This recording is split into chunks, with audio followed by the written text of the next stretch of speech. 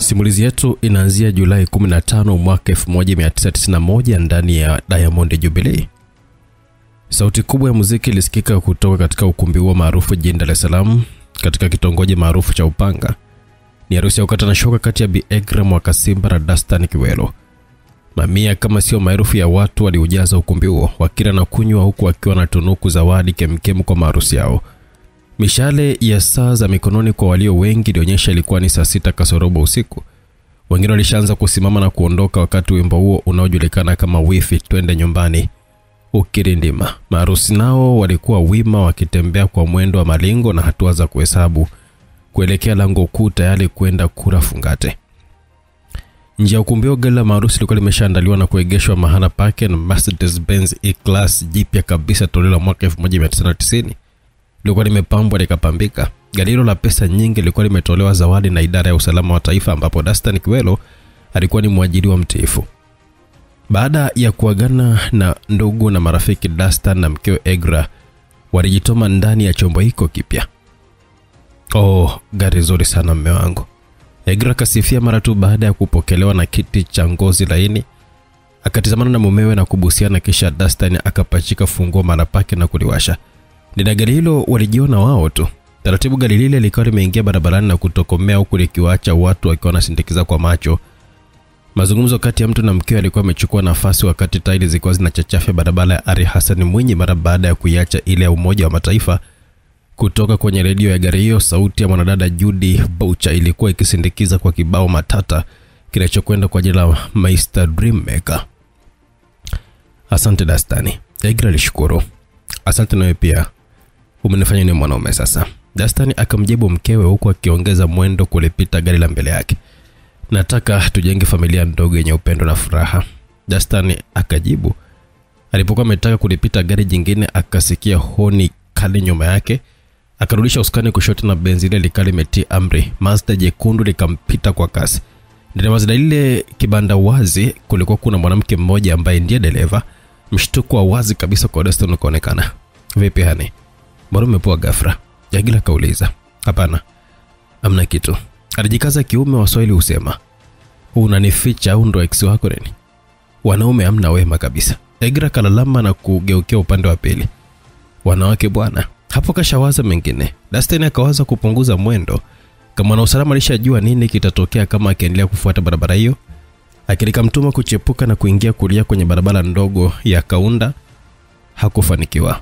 Kutoka nyuma ya kiti chake alihisi kitu chenye ncha kali kilikuwa kinamchoma pembeni ya kidogo ya uti wa mgongo.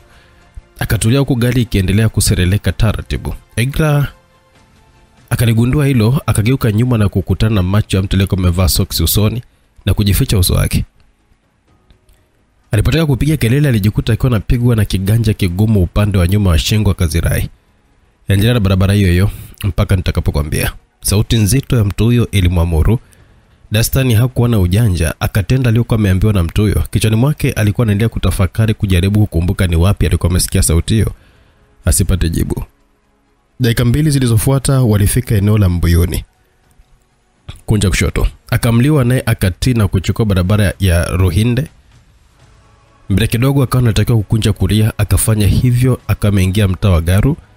Mara tu baada ya kukunja ile kona kaliona lile Mazda jekundu limeegeshwa kando. Simama hapo. Akamliwa naye akatii. Kutoka kwenye vivuli vya miti wakajitokeza watu wengine watatu, wanaume ambao sura zao walizifahamu vyema kabisa. Dastan akatelemshwa garini na kusimama chini. Umependeza Dastan. Suti ya gharama uliovaa, gari ya kisasa uliopewa zawadi na wadosi wako, vyote ni kwa sababu ya kutuuza usaiba zako.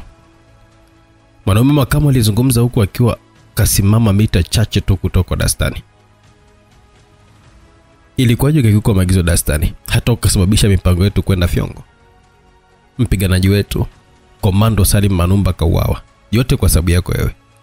Na wewe mwenyewe kwa mkono wako ukamua Bambrosi pale Embassy Hotel. Ukachukua nyaraka nyeti na kuwapa mabosi wako. Tulijua mwema, kumbe fukufuku mchangani.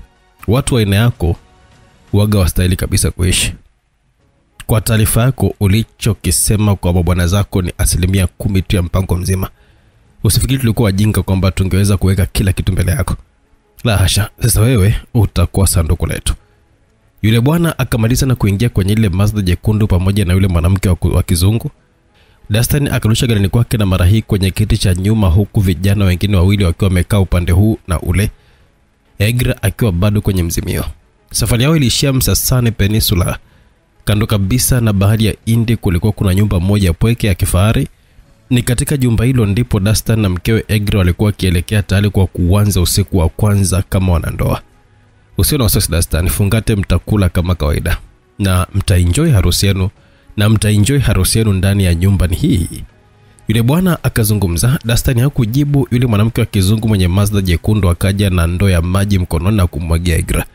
Egra alikurupuka na kuanza kuhema kwa nguvu na haraka huku akiwa anamuita Dastan kwa sauti kali. Makofi mawili aliyozabwa na yule mwanamke yakamnyamazisha na kumwacha akiwa anatweta. Dastan alishuhudia tukio lile, akauma meno kwa uchungu na hasira. Mwachie mtoto watu, msimzuru. Haya muhusu kabisa. Dastan akatamka, hatuwezi kumdhuru huyo. Hana hatia ila ataishi na sisi mpaka Mungu amchukue mwenyewe. Na wewe malipo ya kazi yako yamefika. Alipomaliza kusema hayo, kikafuatia kipigo kikali kutoka wale vijana.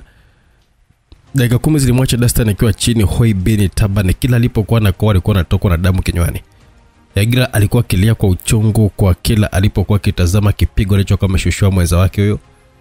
Wale vijana baada ya kumsulubu Dastan wakamwacha pale chini na kufunua buti la lile Mazda. Wakatoa madumu mawili ya petroli na kuingia ndani ya ile nyumba. Dakika 5 baadaye wakatoka na kumwaga mafuta yaliyobaki kwenye kibalaza na mengine wakawa wamemwagia ile benzi.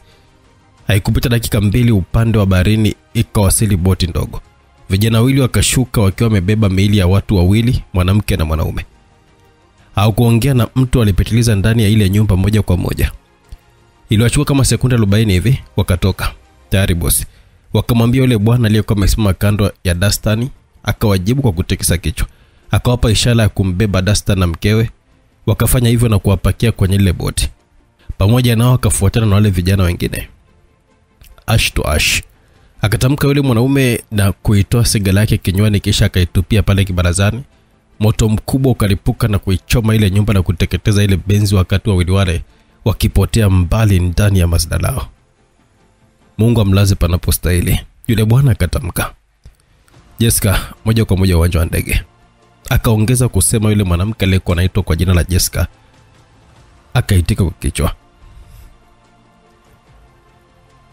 Mwaka 2002 Januari, ndani ya Brussels, Ubelgiji. Wingu zito lilitanda katika anga la jiji hilo. Barabara zilifunikwa na kwa barafu na kusababisha baridi kali kwa wakazi wake. Daima kipindi kama hiki cha miezi ya Desemba mpaka Februari, nchi ya Ulaya hupitia katika kipindi hiki winter. Nje ya jengo refu lenye sakafu 36 linalojulikana kama Tour des Finances, gari moja la kisasa aina ya Audi lilikuwa limeingia katika uwanda wa maegesho chini ya jengo hilo, likiacha barabara kubwa ya Royale inayokatiza pembezoni mwake. Kutoka ndani ya ghorofa la 25, ndani ya ofisi moja nadhifu iliyosheheni vitabu na makabrasha anuai katika rafu zake zinazong'aa kwa polish safi, hatua za mtu anayejiongea mlango zilisikika pasi na kificho. Zilipokuwa zimefika mlangoni hapo zikakoma. Sekunde 15 zilizofuata mlango ukafunguliwa. Kipande cha mwanaume kaingia ndani. Kabla hajawasha taa kwa minajili ya kufukuza giza hafifu lilokuwa limesababishwa na wingu lile, aliona taa ikiwa inawaka yenyewe. Akapatwa na mshtuko na kuwahi kugeuka upande wa pili ambako kuna switch nyingine ya kuongoza taa hiyo. Usiogope, ni ugeni tu wa kawaida. Sauti ya mwanaume kasikika upande ule. Yule bwana akashikwa na gumizi na kutazamana macho kwa macho na huyo aliyejiita mgeni. Wewe ni nani? Na unafuata nini katika ofisi yangu? Kile kipande cha mtu kikauliza huku akivuta kiti na kuketi nyuma ya meza yake kubwa. Mimi ni mgeni wako kutoka katika nchi iliyokulea mpaka ukawa mtu mzima na kuiasi. Yule mgeni akajibu, nani amekutuma? Mama yako. Yule mgeni akajibu kwa anachezea vidole vyake. Hivi ninyi wa Tanzania mna matatizo gani? Kwa nini hampendi watu wa starehe na maisha yao? Kutwa kucha mnatufuatilia, tuacheni basi. Aling'aka yule bwana. Jiulize ni Watanzania wangapi wanaishi ugaibuni tumekuwa tukiwafuatilia? Kama sio wewe na washenzi wenzio tu, mngekuwa na amani kama mngeondoka kwa amani. Lakini mlichokifanya mnakijua na adhabu yake mnaijua. nyote lazima muitumikie adhabu yenu. Yule mgeni akaelezea. Ndani ya mfuko wa ndani ya suti yake akachomoa bahasha ya kaki. Juu ilikuwa na muhuri wa serikali. Ichana uisome, nimetumwa na mako kuletea. Yule bwana akaichana kwa kitete huko akiwa anavuta kamasi jepesi kurudisha ndani ya pua zake ndogo. Akatulia kuisoma, kijasho chembamba kilimtilika ili hali ofisi hiyo ilikuwa imetawaliwa na baridi. "Wewe ni nani?" akauliza kwa sauti kwa kizungusha kiti akimtazama mgeni huyo. Mkono wake ume kambonyeza kitufe fulani hivi na kuruhusu saraka ya seli kufunuka katika meza hiyo. Akabaki kakodoa macho, haelewi nini cha kufanya. "Usihangaike bwana Titus Mwakibinga, bastola lako nayo. Nilikusha ichukua kitambo sana." Yule mgeni akamwambia mwenyeji wake ambaye mara hii alimtaja kwa majina ya Titus Mwakibinga. Umejeje bastola yangu ilipo?" Titus akauliza kwa kigomezi huko akiwa anapiga ngumi mezani. "Kwani ulifikiri hapo ni mahala pasiri? Mimi nishapajua zamani sana na sikupata tabu hata kuichukua." Mgeni akajibu na kuuliza kwa mara mwisho, "Ni nani?" Titus akatupa swali huko kama amefura kwa hasira.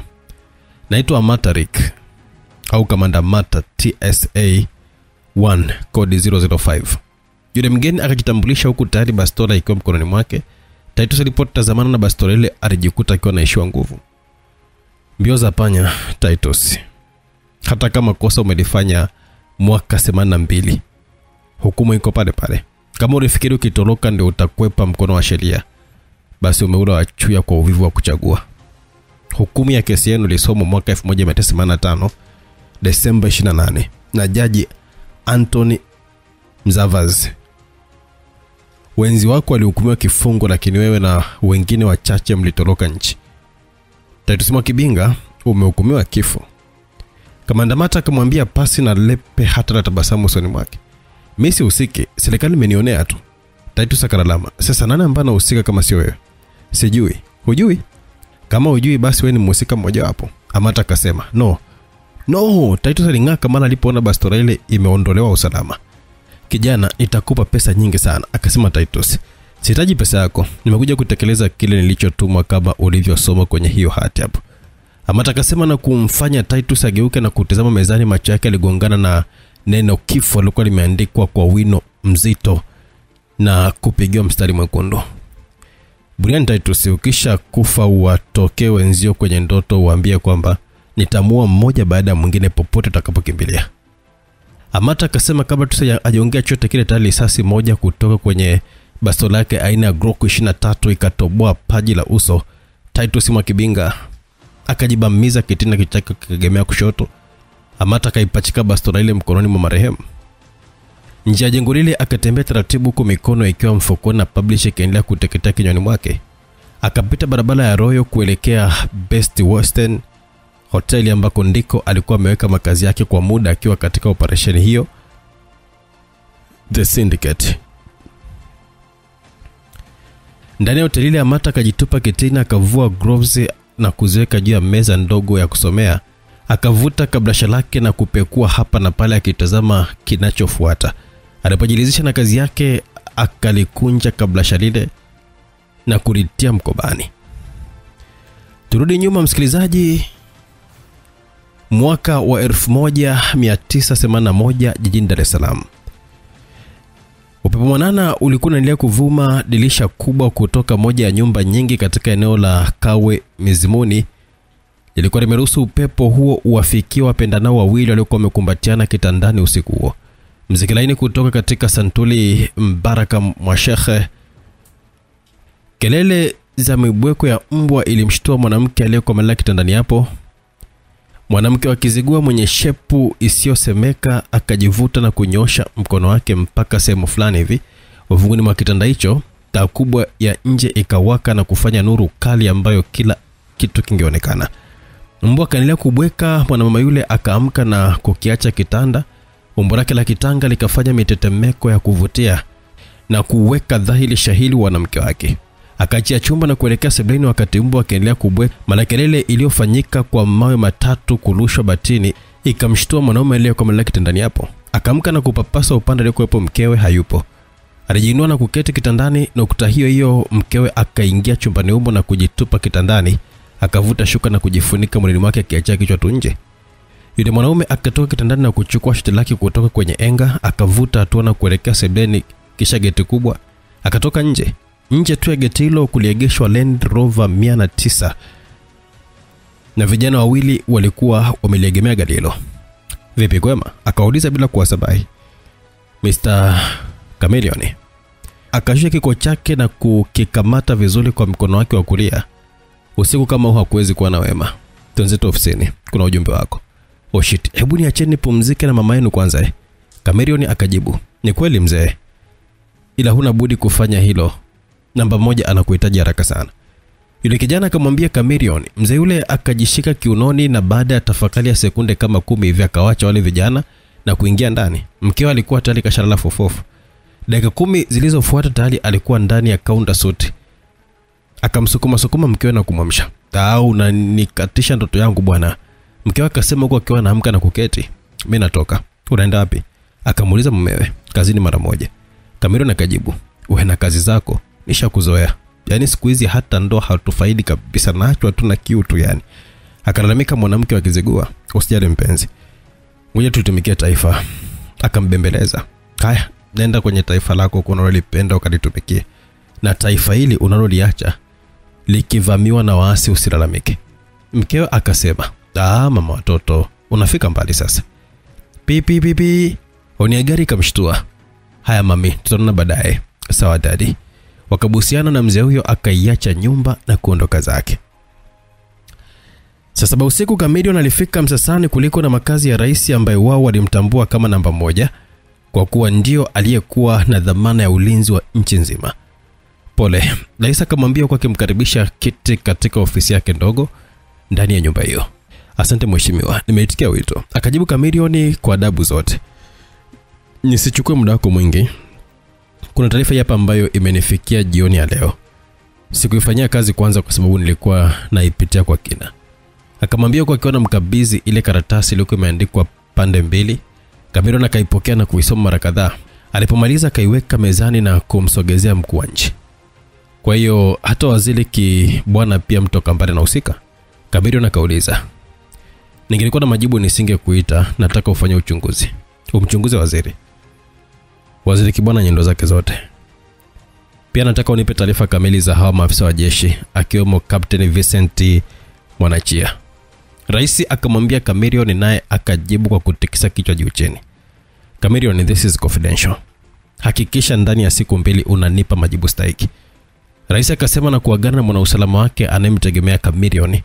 Alitoka ndani ya ile ofisi kama amechukua na ile karatasi huko chake kikiwa kimejaa mawazo ya nini cha kufanya dhidi ya hicho alichoambiwa. Alitazama saa yake ikamuonesha kuwa ni saa 9 kasoro robo usiku. Akafikiria aende nyumbani kuendelea kumalizia usiku wake na mkewe na au aende ofisini kuanza kupanga na kupangua juu ya hicho alichoambiwa. Hakupata jibu. Mawazo yake kamrudisha kwenye kauli ya mke wake ambayo ilimchoma moja kwa moja moyo wake. "Na taifa hili unaloliacha likivamiwa na waasi usilalamike." Saa 9:05 usiku alikuwa akipita barabara ya Chole, Masaki akiwa bado hajui sawia ni wapi anakoelekea. Katika barabara hii kulikuwa kuna nyumba kadhaa za vibopa na vigogo wa serikali. Katika nyumba hizo ilikuwapo ya waziri Kibwana mtoka mbali. Bwana Chameleone alikuwa na tatizo moja kubwa. Akishapewa kazi basi akili yake waga hailali mpaka kazi ile itimie. Katika barabara ya Chole maeneo ya Stabei, Chameleone alikuwa akiendesha moja ya magari yao ya siri katika idara ya usalama wa taifa, Volvo. Alipokuwa katika lindi la mawazo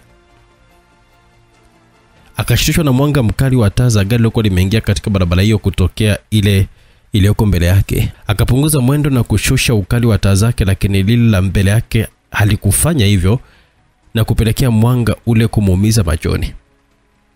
Akapunguza mwendo na kuegesha kando kidogo akisubiri ile gari lipite. Badala ya kupita, likawasha indicator ya kulia na kuingia kwenye unjia mfupi uliokuwa umeishia kwenye lango la nyumba moja hivi kubwa. Bahati gani ya mtende kustawi jangwani? Gari lile lisimama mbele ya nyumba ya mheshimiwa Kibwana mtoka mbali. Chameleone akarudisha gari barabarani na kupita pale pole akiendelea na safari yake. TB 620. Namba za gari zilisomeka namna hiyo kwa kamera yake ndogo ya Kirusi aina ya sinema. Akapiga picha lile gari kwa upande wa nyuma likiwa linamalizikia kuingia ndani ya wiko ule. Kabla na kuelewa kama Galile usiku ule alikuwa ni Waziri Kibwana mwenyewe akitoka mizunguko au mgeni kaja kumtembelea, hakuna jibu. Akaamua kuegesha gari lake kwenye kona moja hivi mbele yake, kisha akaamua kurudi kwa miguu mpaka usawa wa nyumba ya Waziri Kibwana mwenye dhamana ya ulinzi wa nchi yake. Ukuta uliozunguka nyumba hiyo ulikuwa ni mrefu kiasi kadri ya mita 3 hivi, na juu yake kulikuwa kuna waya uliokuwa umezungushwa kwa ustadi mkubwa sana na kibao kinachosomeka danger chenye rangi ya njano na maandishi meusi kikining'inia. Akasimama nje ya ukuta huo kwa kuwa mazungumzo ya awali ya mamkiano ya watu walikuwa wameyasikia. Hakuna mtu nyuma yako, maana hii nchi unaijua. Sauti ya Kibwana ikasikika. Anaijua kazi yangu mheshimiwa. Sauti ya pili kajibu. Kamilioni hakuweza kuigundua sauti hiyo kuwa ni ya nani. Alichokifanya ilikuwa ni kutega masikio kwa nguvu zote kusikiliza kile kitakachozungumzwa hapo nje. Kibwana kaendeleza mazungumzo ambapo sasa dhahiri shahili sauti zao zilikuwa ni za chini sana. Kule kila kitu kipo sawa. Kesho kijana wetu tutafanya maandalizi ya mwisho na wale kuruta wamejiandaa vyema. Mmesha hapa pesa? Kibwana kauliza kwa kimuhemwe.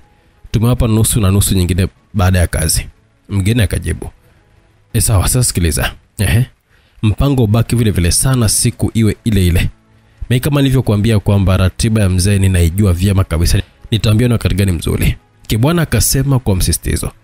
Sawa, unachotakiwa tuambie masaa 6 kabla. Yule mgeni akajibu. Sawa, asa mipango mingine wewe pita kesho ofisini kama saa 8 hivi.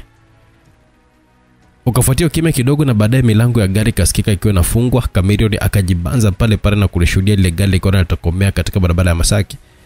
Hapa kuna jambo kubwa sana. Akawaza na kujitoa katika ule ukuta, akaendea gari lake na kuingia ndani. Na mara baada ya kuisha pumzi ndefu akawasha engine na kuamua kurudi nyumbani kwake kujipanga kwa siku inayofuata.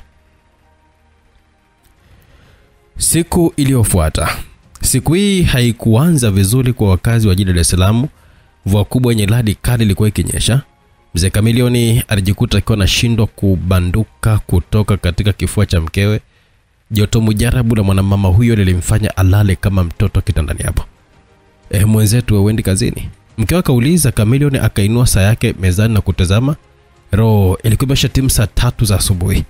Akakurupuka na kujiweka tayari baada ya chai nzito kutoka mkewe. Akaingia katika gari lake na kuitia injini moto.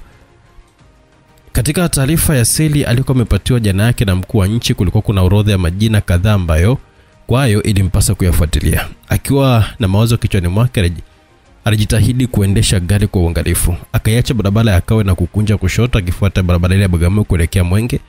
Mitachache mbele akawa amekunja kushoto na kutazamana na lango kula kuingia katika kambi ya jeshi ya Kolito Lugalo. Askari aliyekuwa lindo akalifuata gari na kuuliza maswali mawili matatu kisha akaruhusu kuingia. Chini ya mwembe mkubwa ndani ya kambio akaigesha gari lake na kuvuta hatua ndogo ndogo kuelekea katika kantini ya maafisa. Hakukuwa na watu wengi, lakini pia hakupenda kukaa kiti cha peke yake. Hatua zake zikamfikisha mbele ya meza moja iliyokaliwa na mwanadada aliyekuwa amevaa sare za jeshi. Cheo chake alikuwa ni captain, kinachojionyesha pasi na kificho kwa nyota 3 zilizokuwa zimejipanga vyema begani mwake. Ujambo bibie? Alimsabahi na kumtupia tabasamu lenye bashasha. Yule binti akainua sura yake na kumtizama Kamilioni kuanzia juu mpaka chini. Salama, karibu, akajibu, kisha akawa ameendelea kuburudika kwa supu ya kongolo iliyokuwa mbele yake. Karibu baba, nikusaidie nini? Ni sauti ya mhudumu kimshtua kutoka katika kumtazama afande yule captain wa kike. Nipatie kongolo na Pepsi Cola. Itakuwa shilingi ngapi? Akaulizia. Shilingi 12 tu. Mhudumu akajibu. Pamoja na ya Captain Zula hapa. Akaongeza kusema. Yule afande aliposikia jina lake likitamkwa akainua uso wake kumwangalia huyo aliyemtaja kwa mara nyingine. Shilingi 16 tu. Akajibu Kamilioni na akawa anatoa noti za shilingi 10,000 na kumpatia. Hizo shilingi 4 ununue boflo kwa ajili ya watoto. Akamwambia mhudumu, naye akashukuru kwa akiwa anatokomea jikoni. Mara baada ya kumaliza na yule mhudumu akarejesha macho yake kwa afande yule. Asante kwa ukarimu wako. Kapteni Zula akamwambia Kamilioni, karibu. Hivi ndivyo wanaume tunavyopaswa kuwa. Nitapenda kutembelea ofisini kwako kabla sijaondoka kampeni hapa leo yeye. Kamilioni akamwambia Zuhura, karibu sana, lakini bahati mbaya mimi sina ofisi. Kivipi? Ofisi yangu ni uwanjani tu. Zuhura akajibu, unamaanisha nini wakati cheo chako kinakutaka kuwa na ofisi? Wewe si ni ofisa? Kamilioni akazidi kudadisi, ni kweli, ila mimi ni mkufunzi zaidi kuliko kwa ofisini. akajibu yule binti. Oh, safi sana. Je, naweza kujua ni mkufunzi wa nini kama utojali? Mtu mzima Chameleone akauliza. Mimi ni mkufunzi katika sanaa ya mapigano ya ana kwa ana. Huaga na kuja kuendesha mafunzo haya kwa vijana walio katika Special Force. Zuhura akajikuta kana boboja bila simile mbele ya Chameleone. Muda huo stafta yake kafika kagana mwanamke huyo, kisha yeye akaendelea kuitupia kinywani supu aliyokuwa ameagiza. Dakika 20 baadaye akawa tayari nje ya kantinio ya maafisa, akavuta hatua zake taratibu kuelekea katika jengo la utawala. Hatua zake ndefu zikamfikisha kwenye jengo hilo ambalo juu ya ukuta kulikuwa kumeandikwa jina Korito. Akasema kwa sekunde kadhaa kabla hajaingia katika ofisi hiyo ambayo kwayo mkuu wa kikosi hicho huwapo. Shida, sauti kutoka nyuma yake kamgutosha. Chameleone akageuka taratibu na kumtazama huyo aliyekuwa anamsemesha. Kijana mmoja mrefu aliyependeza katika mavazi yake kijeshi, mgongoni mwake alikuwa amebeba bunduki kubwa AK-47. Kijana yule alikuwa kasimama imara, hacheki wala hatikisiki. Chameleone kajua wazi kabisa kwamba anasubiri jibu hata kama hajaulizwa. Nahitaji kumuona Kapteni Bakabaka. Chameleone akajibu kwa kuwa anasimama sawa kutazamana na mwanajeshi huyo. Bakabaka ndo nani? Yule mwanajeshi mwenye cheo cha koplo akamtwanga swali Chameleone, lakini hakujibiwa. Ninyi ndio tunaowatafuta. Yaani tumewapiga kule kwenu Uganda, lakini bado mnaendelea kutufuatafuata. Sasa leo umejileta. Mimi nina shida zangu na ofisini kijana. Chameleone akajielezea. Hakuna, wewe ni jasusi, umetumwa hapa na kuweka ndani. Yule askari akasema pasi na mzaha, sura yake tu haikuwa na chembe ya huruma, macho yake mekundu yalieleza wazi hisia zake za ukatili. Akapuliza filimbi iliyokuwa katika mfuko wake wa shati lile la kijeshi kwa mtindo wa pekee. Sekunde chache tu wanajeshi wengine wawili wakawa wamewasili, na walikuwa katika combat za jeshi, na mabegani kwao kuja katika viwiko yalikuwa yamevua kitambaa cheupe chenye herufi 2 nyekundu MP, yani military police, au kwa lugha nyepesi tungesema polisi wa jeshi. Walipofika pale yule bwana akawapa ishara tu, hawakuhoji, wakamchukua na kuondoka naye. Mzee Chameleone akatupwa rumande maalumu ambayo huwekwa wanajeshi watukutu au wenye makosa mbalimbali, na huwekwa ndani kwa amri ya wakubwa wao kulingana na kosa lenyewe. Lakini yeye aliwekwa humo kwa kutuhumiwa kwamba ni jasusi. Akaingizwa kwenye jengo moja kwa limejengwa kando kabisa na mengine. Kabla ya kufika katika jengo hilo, walipita jirani kabisa na uwanja wa mazoezi, na hapo alishuhudia mazoezi makali ya martial arts yakiendelea chini ya Captain Zuhura. Alipotazama upande ule akagongana macho na mwanamke huyo aliyekuwa amesimama akiwatazama vijana wake. Songa, usiangalie wake wakubwa. Ala, MP mmoja alimkaripia na kumsukuma mbele. Vua viatu, saa, mkanda, kofia na kama na pesa zote zile weka hapo kwenye meza. Akamriwa naye akati. Alipomaliza kutekeleza hayo akaingizwa kwenye chumba kimoja ambacho ndani yake alikutana na watu wengine 4. Watu wale wote aliwatambua kwamba ni wanajeshi kutokana na sura zao tu za mabaka. Ni yeye tu ambaye alikuwa amevaa kiraia, suti ya mtindo wa kaunda. Kaa kwanza huko mpaka tutakapokuwa tumekuchukua kwa mahojiano. MP mmoja wapo akamwambia huko kana msukumia ndani na kupiga kufuri mlango wa chuma. Mzee, umepotea njia? Mmoja wale vijana akamuuliza. Nilipotea njia, nikajikuta niko ndani ya kambi, nikakamatwa na kuletwa huko. Akamjibu, pole sana, wananchi lazima muheshimu kambi na maneno ya jeshi, na siku katiza tu kama mnaenda chooni. Akasema ni mwanajeshi. Mbona aliyekuleta amesema subiri kuhojiwa? Mwingine akadakia swali. Mimi sijui taratibu zenu za kijeshi, mimi najua jeshi la wananchi. Kwa hiyo siko na shida kupita kuuliza niendako. Chameleone akawajibu na wote wakaangua vicheko. Sekunde chache baadaye ukimya ukatawala kama mwanzo. Mzee Chameleone akiwa amekaa upande mwingine wa chumba kile, alikuwa kimya kabisa akiwaza na kuwazua. Kwa namna nyingine alikuwa anaonekanika amepewa nafasi ya utulivu wa kufikiria juu ya kile anachokifikiria, tofauti na akiwa yuko kule ofisini. Kwa hiyo mimi siwezi kukaa mngoja nikaungana na wengine. Mmoja kati ya wale vijana wa jeshi akamwambia mwenzake, unasema nini wewe? Mimi siwezi kamwe, waje hata wakitaka waniue. Yule mwenzake akawa amejibu, wenzenu washakubali, wako nje sasa hivi. Akasema mwingine kabisa ambaye daima alikuwa mkimya, nimeapa kuilinda nchi yangu na si vinginevyo. Akasema yule wa kwanza mara akasikia mlango wa chuma ukiwa unafunguliwa.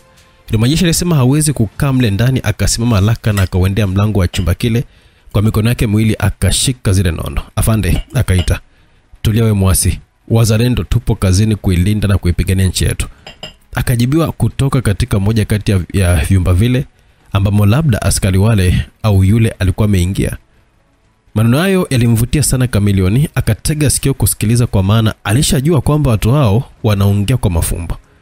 Dakika mbili baadaye akasikia michakacho ya miguu ya mwanadamu alikuwa anatembea kwa hatua za haraka kuelekea mlango ule. Wakati huo akamwona yule mwanajeshi pale mlangoni akiwa anasogea.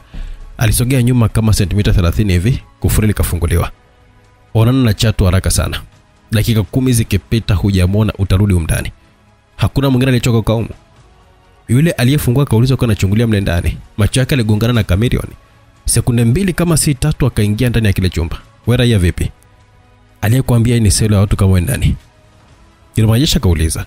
Selo raia iko wapi afande? Kamilioni kauliza. Atakujibu aliyekuleta. Akasema na kutoka nje kwa akiwa na bana kufuli lile. Baada sasa kupita Kamilioni akatolewa ndani ya kile chumba na kuongozwa mpaka chumba kingine, akawekwa ndani yake na kutakiwa kusubiri hapo. Nusu baadaye waliingia na jeshi wawili, mmoja alikuwa amevaa combat alikuwa amepambwa kwa nyota 3 begani na mwingine alikuwa amevaa vile vile, isipokuwa yeye alikuwa amepambwa na V moja na kitambaa cheupe chenye herufi M na P. Yule kapteni akaketi kwenye kiti cha mbao na yule MP akasimama kando kikakamavu kabisa. Wewe ni nani? Yule kapteni akameuliza Kamilioni, akamtizama kwa jicho baya sana, akakujibu. Unajua tupo kwenye utani Miaka nchi yetu imekuwa na maadui wengi sana. Taarifa niliyoipata ni kwamba wewe ni jasusi mmoja wa nchi hizo. Hujakosea, mimi ni jasusi mmoja wa nchi hizo. Sasa siwezi kuzungumza chochote kile na wewe, na mhitaji mkuu wako wa kikosi. Kamilioni akamwambia. Wanajeshi wakatizamana na kuanza kucheka. Unafikiri mkuu wa kikosi waga na wasikiliza watu kama nyinyi? Wewe tunakupiga risasi kwa sababu umeidharau kambi. Yule kapteni akasema. Ikawa ni zamu ya Kamilioni kucheka, akacheka kwa sauti kubwa sana kisha kanyamaza na kuwatizama. Nyie, msinifanye mimi mtoto mwenzenu. Wewe mwili wako ushaingia risasi ngapi? Yule kapteni akakujibu na Kamilioni akaendelea kusema. Kwa taarifa yako, hapa nilipo na risasi 2 mwilini. Hivi usiogope risasi hizo ambazo nazisema hapo. Ondokeni hapa mkamuite mwenye cheo cha juu kuliko nyote. Akang'aka Kamilioni. Yule kapteni akasimama kutoka pale alipokuwa ameketi na Kamilioni naye akafanya hivyo hivyo. Mfundisha adabu. Akamwamuru yule MP naye akamjia mzee yule akiwa tayari na mkanda wa jeshi mkononi, asijue anayemfuata kipumbavu ni nani katika medani ya upiganaji. Hatua moja kabla kumfikia yule MP akauzungusha ule mkanda hewani tayari kushambulia. Kamilioni aliruka juu kimo cha ng'ombe na pigo moja maridadi likamfanya yule kijana azunguke kama pia na kujibamiza ukutani, kisha kaanguka chini kama mzigo. Kapteni akamtizama yule mzee kisha akamtizama kijana wake pale chini akiwa hana fahamu. Hakuwa na uamuzi mwingine zaidi ya kutoka nje na kufunga mlango. Dakika kama 5 hivi wakawasili vijana wengine 5 waliojazia miili. Wakafungua mlango ule wa kile chumba wakiwa na uchu wa kutoa kipigo kwa huyo mzee. Hawakukuta mtu zaidi ya yule MP sakafuni. Hawakuamini, wakatafuta mpaka kwenye drawer za kabati, hakuna mtu. Wakambeba yule mwenzao na kumwaisha hospitali. Kisha hapo taarifa zikawa zimefika kwa yule kapteni. Hakuamini alichokuwa ameambiwa. Akasimama kwa ghadhabu na kutoka nje. Alipokuwa amefika mlangoni akakutana uso kwa uso na Kamilioni ambaye alikuwa amesimama mkabala na ngazi za kuingilia katika jengo hilo la utawala.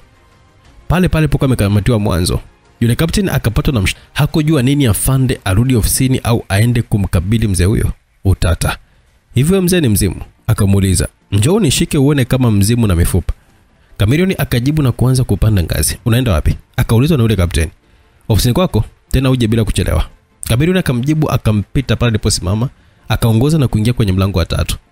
Yule kapteni kwa uoga karudi ofisini kwake na kumkuta mtu mzima yule amekwisha keti kitini. Keti kijana. Kapteni mwachia. Akamwambia na yule kapteni akaketi juu ya kichwani mwake kukiwa kuna mawazo lukuki. Ni nani huyo mtu? Alibaka anajiuliza. Kapteni, kumbuka kwamba hiki ni chombo cha wananchi. Ya kupasa ukitiki hapo chako na si vinginevyo. Mbinu zote zile chafu kwa maslahi yako na wenzako zitawagharimu maisha. Kamilioni akasimama na kapteni mwachia naye akafanya hivyo hivyo. Wewe ni nani? Mwachia akauliza. Mzimu. Na usiku nitakutokea nyumbani kwako. Kamilioni akajibu na kutoka nje moja kwa moja akaliendea gari lake na kuondoka eneo lile. Dakika 30 baadaye Kamilioni alilegesha gari lake nje ya ofisi yake ya siri maeneo ya hospitali ya Ocean Road, jirani kabisa na upande wa nyuma wa ikulu ya Tanzania. Akaingia ndani na kuketi kitini akitazama meza yake iliyokuwa pweke muda wote.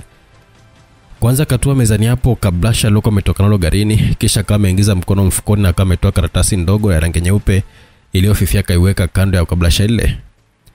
Akainuka na kuendea mtungi mdogo ambao ulikuwa na kwenye kona ya chumba hicho. Ndani akachukua Pepsi Cola moja kati ya 6 zilizokuwepo majini mtungini humo. Akafungua kwa kutumia meno na akarudi tena kitini. Kilikuwa ni kibanda tu kikukuu kilichokuwa kimetelekezwa pembeni kabisa mwa hospitali maarufu sana. Kama ungejaribu kukiona kwa nje basi ungesema ni choo kibovu. Hakikuwa na paa upande mmoja. Mbao zilizooza ndio kunaonekana waziwazi. Upande mwingine kulikuwa kuna pala vigae vikukuu. Nje pembezoni kidogo palikuwa pana mti mkubwa wa zambarau. Katika kibanda hicho ndipo mzee huyo mwana usalama mwaminifu wa serikali alikuwa akifanya mambo yake tofauti kabisa na ofisi yake ya kawaida ambayo huaga na wenzi wake wengi. Akakisoma kile karatasi vizuri. Bayankata itakuwa DDC Kariakoo usiku wa leo saa 4. Usikose mpenzio. Hapo alikuta askari wa usalama barabarani pamoja na Land Rover 109 iliyokuwa ivuta gari liko imepata ajali, tayari kuipeleka polisi. Usiku timu ya watu 5 ilikutana katika nyumba moja kubwa huko mtaa wa Chole, Oysterbay. Mtaa unakaliwa na watu wazito, hasa viongozi wa serikali. Ilikuwa uwezi kupita nyumba mbili bila kukutana na geti linalolindwa na polisi. Vipi? Mheshimiwa Kibwana mtoka mbali akamuuliza Kapteni Mwanachia ambaye alikuwa na watu wengine 3. Inaonekana mipango yetu imeshagundulika. Mwachia akasema, kweli kabisa. Akajibu mwanaume mwingine ambaye alikuwa na mawazo mengi. Waziri mtoka mbali akazunguka sebuleni huku na kule alipokuwa amesimama akawatazama wale wanaume wale. Tulisema mpango huu uwe siri, imekuwaje? Na mmejuaje kama umegundulika? Kibwana mtoka mbali akauliza huku akiwa na keti chini. Kuna mtu tulimkamata usiku wa jana pale kambini. Nyendo zake hazikuwa zinaeleweka. Tukamweka mahabusu baada ya kuojana naye. Akawa anang'ania kuonana na mkuu wa kikosi. Mwanachia kaelezea. Macho pima akamtoka waziri ambaye alikuwa ndani ya pajama. Ukafanyaje? Akauliza. Aliondoka, lakini majigambo yake alinitia hofu sana. Mwanachia akasema kwa wenzake wakibaki kimya. Mheshimiwa Kibwana akatulia kimya kwa sekunde chache kisha akamtizama Mwanachia kwa jicho la uoga. Mnajua ile jambo likimfikia mwalimu tumeumia? Lakini hapana. Halijamfikia. Kama ingelikuwa limemfikia basi mimi ningelikuwa ni mtu wa kwanza kulijua. Akajifariji. Huyo mtu inabidi auawe haraka sana kwa kifo chote kile. Ama la atatuharibia mipango na kitakachofuata sote tutachezea kamba. Akaongeza kusema, mkuu, jaribio la kwanza la kumua limeshafanyika usiku huu. Mmefanikiwa? Akadakiza na swali. Ametoroka.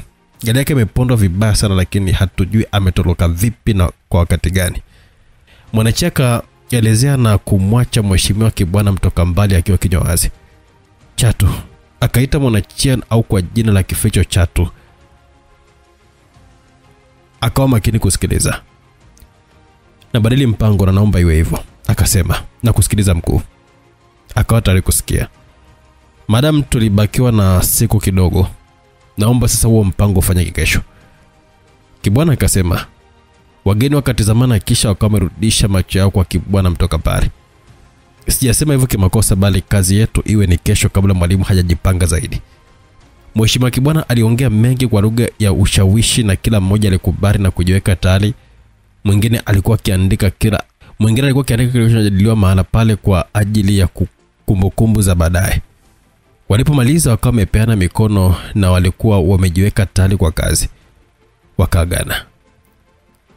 Usiku mara baada ya kuiacha klabu ya DDC na kupita eneo la ajali, Chameleone alichukua kebu. Safari yake ilikuwa ya dharura kuelekea katika makazi ya Waziri Kibwana mtoka mbali. Lengo kubwa lilikuwa ni kwenda kuifanyia upekuzi wa siri nyumba hiyo usiku huo. Hapa kuna jambo kubwa kati ya hawa maafisa wa jeshi na huyu waziri. Lazima nipate jibu usiku huo. Akawaza akiwa ameketi kiti cha nyuma kwenye kabu yani taksio, akaitazama saa yake. Ongeza mwendo kijana, uniache kwenye hospitali ya Ocean Road. Akamwambia dereva. Dakika 20 tu akawa tayari ndani ya ofisi yake asili ambayo hata uingiaji wake hakuna mlinzi wa eneo alikuwa akijua. Ndani ya ofisi hiyo hakutaka kupoteza muda, akachukua vitu vitatu alivyokuwa anavihitaji kwa kazi ya usiku huo. Nje tu ya hospitali akawa amechukua cab ya taxi nyingine moja kwa moja mpaka mtaa wa Chwele, akashuka mbali kidogo na kuiacha gari lile lipotelee mbali. Hatua zake zikamfikisha uwanja wa lango kuu la kuingilia katika jumba hilo. Asingeweza kupitia getini kwa ulinzi uliokuwa hapo. Akazunguka ukuta mpaka pale alipokuwa amejificha jana yake. Kwa mtindo ule ule akaukwea. Kabla hajatimiza azima yake tayari alikuwa ameshajitokeza kwa juu na macho yake hayakuamini alichokuwa anakiona. Gari lile alikuwa ameliona kule DDC, hasa amelikuta liko hapa pamoja na magari mengine matatu. Hili lilikuwa ni sadifu tu kwake. Hakutarajia kwa sekunde chache ilibidi kufanya majadiliano na hisia zake. Aingie kama alivyopanga au afanyaje. Hapana, haina haja. Akapata jibu. Badala yake kama ametafuta eneo zuri ambalo lingemwezesha kuona kinachoendelea ndani.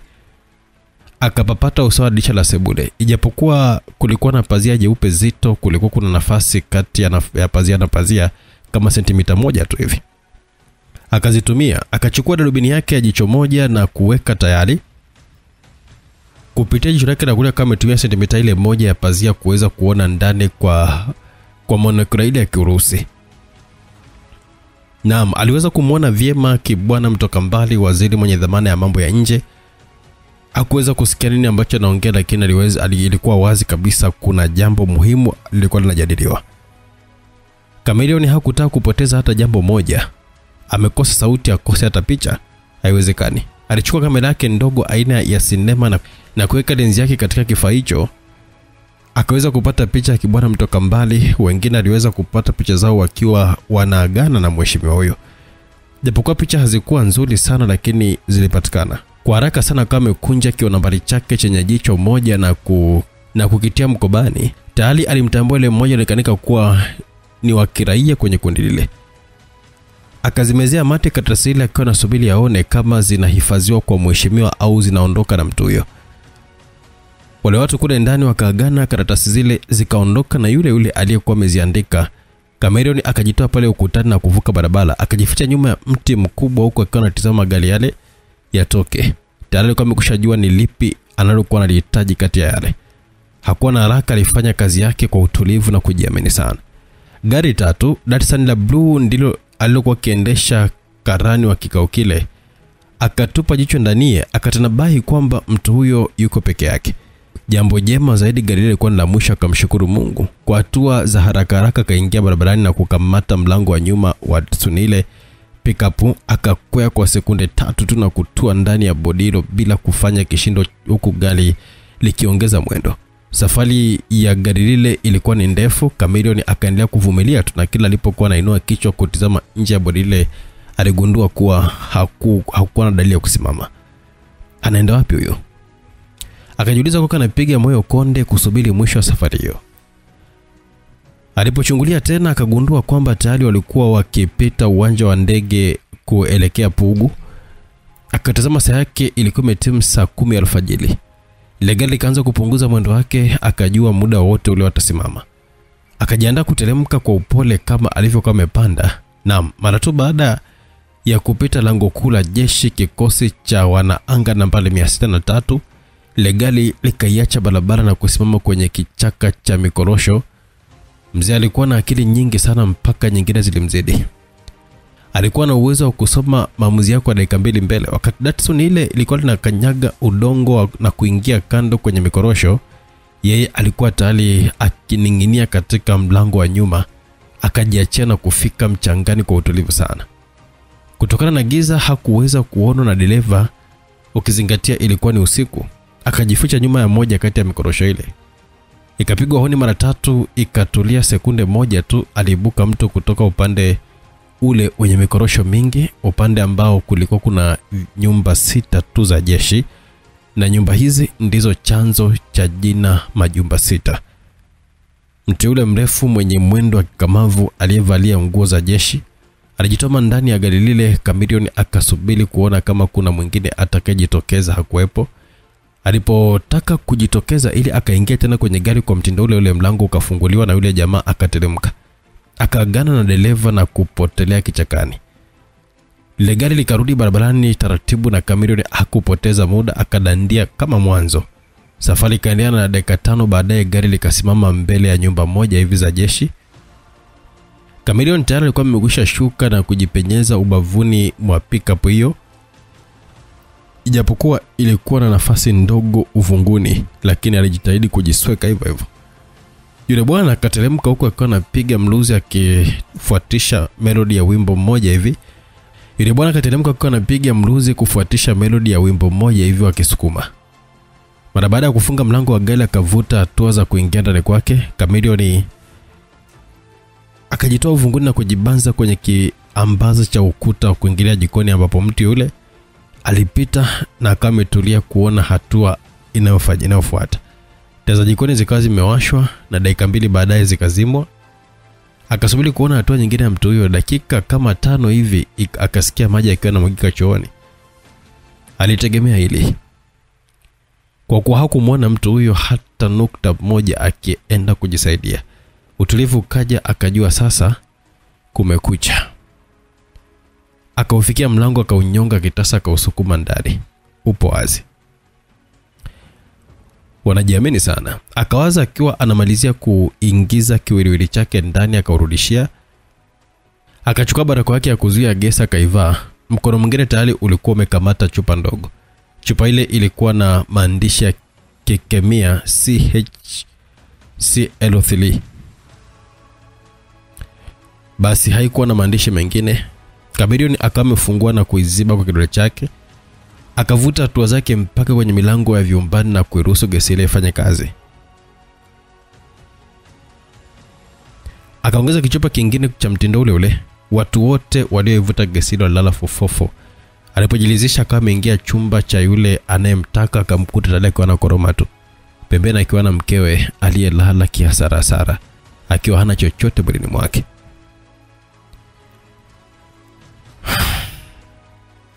Ama kweli ukiolewa sharti ulale bila nguo. Akajisema moyoni, huku hisia za mwili wake zikipigana na dhamira pepo. Mwanga wa taa za nje ulimwezesha kuona yote haya. Katika drawer kubwa pembeni mwa kitanda cha yule bwana palikuwa pana zile karatasi. Akatazama zilikuwa zimelala, akazichukua na kufungua ndani. Zilikuwa 2 tu zenye maandishi machache, akazisoma haraka. Moyo ukampasuka kabla hata hajafika mwisho. Muda unakwenda, katweta akamtazama yule bwana pale kitandani. Akatamani ambebe, amtie garini na kumpeleka Ikulu kwa rais. Haiwezekani. Akatafuta karatasi mle ndani na kupata. Akanakili yote aliyokuwa ameandikwa. Alipomaliza akazihifadhi mkobani na kuziacha zile karatasi. Akachukua kamera yake na kujaribu kuzipiga picha, ikiwa ni moja kati ya kuhifadhi kumbukumbu. Maana alijua akizichukua atakuwa amewagutusha kwenye mpango wao dhalimu. Alipomaliza alihakikisha haachi alama nyuma yake. Akaondoka. Pambazuko. Baada ya pambazuko, Chameleone hakuwa na furaha hata kidogo alfajiri. Tayari alikuwa amekwisha weka mipango yake vizuri. Mpaka dakika hiyo ni yeye tu ambaye alikuwa akijua nini kitatokea pindi pambazuko la siku hiyo litikifika. Alitamani asimamishe saa, lakini hakuweza. Aliondoka kutoka katika ofisi yake ya siri na kuelekea Msasani alfajiri hiyo. Breki zake zilisimamishwa mbele ya geti la makazi binafsi ya rais, ambako ni jana yake tu alikuwa hapa. Akateremka na kujitambulisha kwa walinzi, wakamkaribisha na kuelekea ndani ya jumba hilo. Ila mzee hajaamka. Yule askari ambaye alikuwa akimsindikiza akamwambia, "Usijali." Alimjibu kutala ikiwa yupo kwenye kibaraza na amezungukwa na askari takriban 4 wenye silaha nzito. Kengele ya mlango ilimwamsha mfanyakazi wa ndani, akaufikia mlango, akapewa taarifa hiyo na kadri ya maelekezo yake ya kikazi akamwamsha mheshimiwa. Sebuleni hapo akabaki Chameleone na rais tu. Saa 12 kasoro asubuhi. "Mheshimiwa, twende ofisini. Kuna mambo ya kushughulikia haraka kabla ofisi hazijafunguliwa," akamwambia. Rais akiwa ndani ya pajama alikuwa kama aliyepigwa na shoti ya umeme. "Ofisini?" akauliza. "Ndio mkuu. Tuna dakika 5 tu. Chukua vitu vya muhimu na vya kutumia ofisini. Ukishakamilisha hilo utarudi kujiandaa." Chameleone akaeleza huko akiwa anaangalia saa kila wakati. "Sawa, wasiliana na watu wa itifaki ili taratibu za kawaida zifuatwe." Mkuu wa nchi akasema, "Samahani kwa usumbufu, ila nipo kazini." "Mkuu, unatakiwa kuondoka na mimi tu. Nataka nikupe majibu ya kazi ulionipa haraka iwezekanavyo." Chameleone akasema, na mara hii kwa msisitizo zaidi. Kwa kusikia hili rais hakuwa na ubishi. Kwa kuwa alikuwa akimwamini namba moja wake, akaingia chumbani na kutoka na mkoba mdogo. Dakika hizi chache alivaa suruali na shati la kawaida tu. Wakachukuzana mpaka kwenye gari alokuwa amekuja nalo mwanausalama huyo. Askari walinzi wakawa wameshtuka na kutaka kujua kulikoni rais aondoshwe namna hiyo, lakini yeye mwenyewe akawataka kutulia na kuendelea na ulinzi kama kawaida. Wakaondoka. Niambie kijana, rais akamsha mazungumzo. Hali ni mbaya sana mkuu. Hutakiwi kuwa nyumbani wala Ikulu kwa sasa. Chameleone akamwambia kwa akiwa anaongeza mwendo. Umegundua nini? Akauliza. Huu ni mpango kabambe wa kukuondoa madarakani. Kushindwa kwa mara mbili wameona haitoshi. Safari inaonekana wamejipanga kwa nguvu kubwa sana. Usiwe na wasiwasi, hawataweza. Chameleone alimtoa hofu mkuu wake. Nini kinawasumbua? Umekusha jua? Akauliza maswali mawili kwa mara moja. Sababu hasa sijajua, ila nina uhakika nitapata jibu tu, kwa kuwa ninajua nani wa kwanza naye. Chameleone akamwambia kwa anapunguza mwendo. Tayari alikuwa amewasili eneo la Magogoni, akaigesha gari ufukweni. Ilikuwa ni yapata saa 11 alfajiri. Kutoka kwenye buti la gari Chameleone akamechukua Chameleone akachukua jambakoti na kumvisha mlindwa wake. Pamoja nalo akamvika kofia kubwa pama iliyokuwa imesukwa kwa mianzi, kisha akawa amemuongoza mpaka kwenye mtumbwi mmoja wapo kati ya mingi iliyokuwa imeegeshwa ufukweni hapo. Ingia mzee, tunavuka ngambo. Akamwambia, tunavuka na mtumbwi? Si tungechukua boti hapo polisi? Mbona wako jirani tu?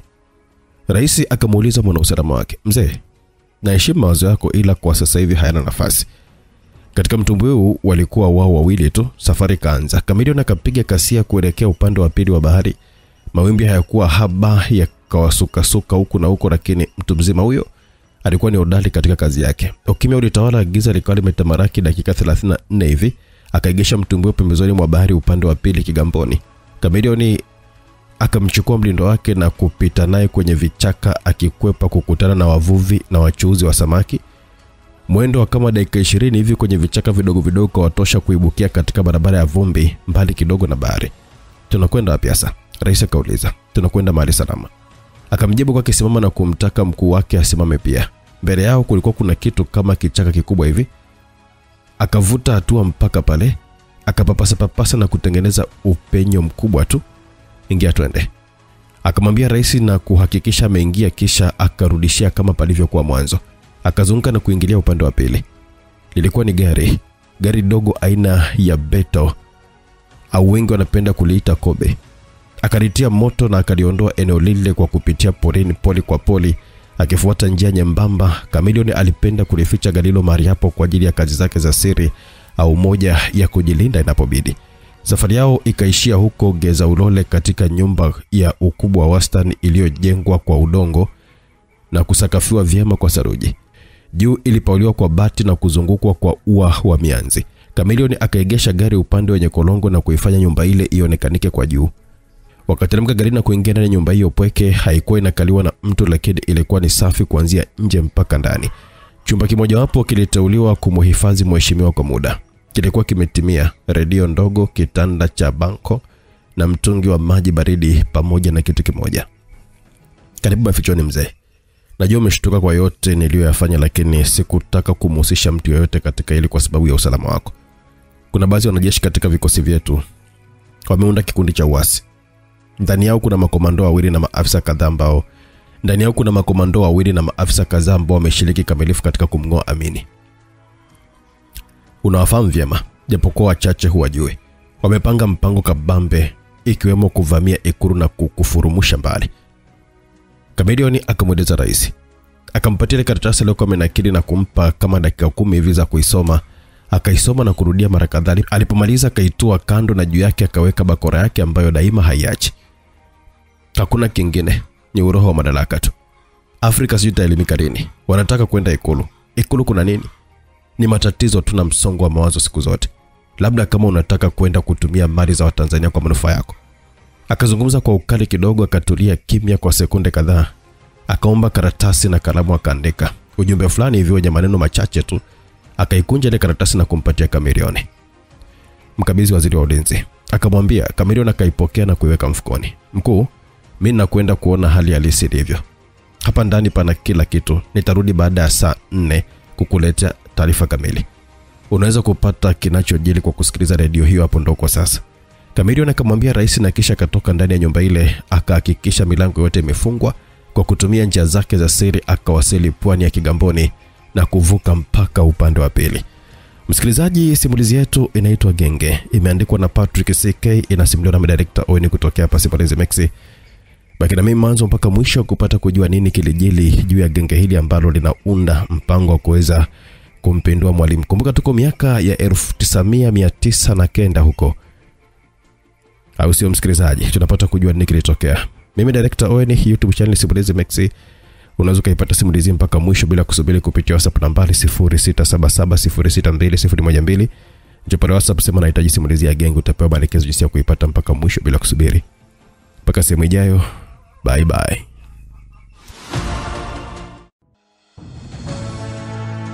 Karibu msikilizaji katika sehemu ya pili ya simulizi yetu nzuri iitwayo Genge.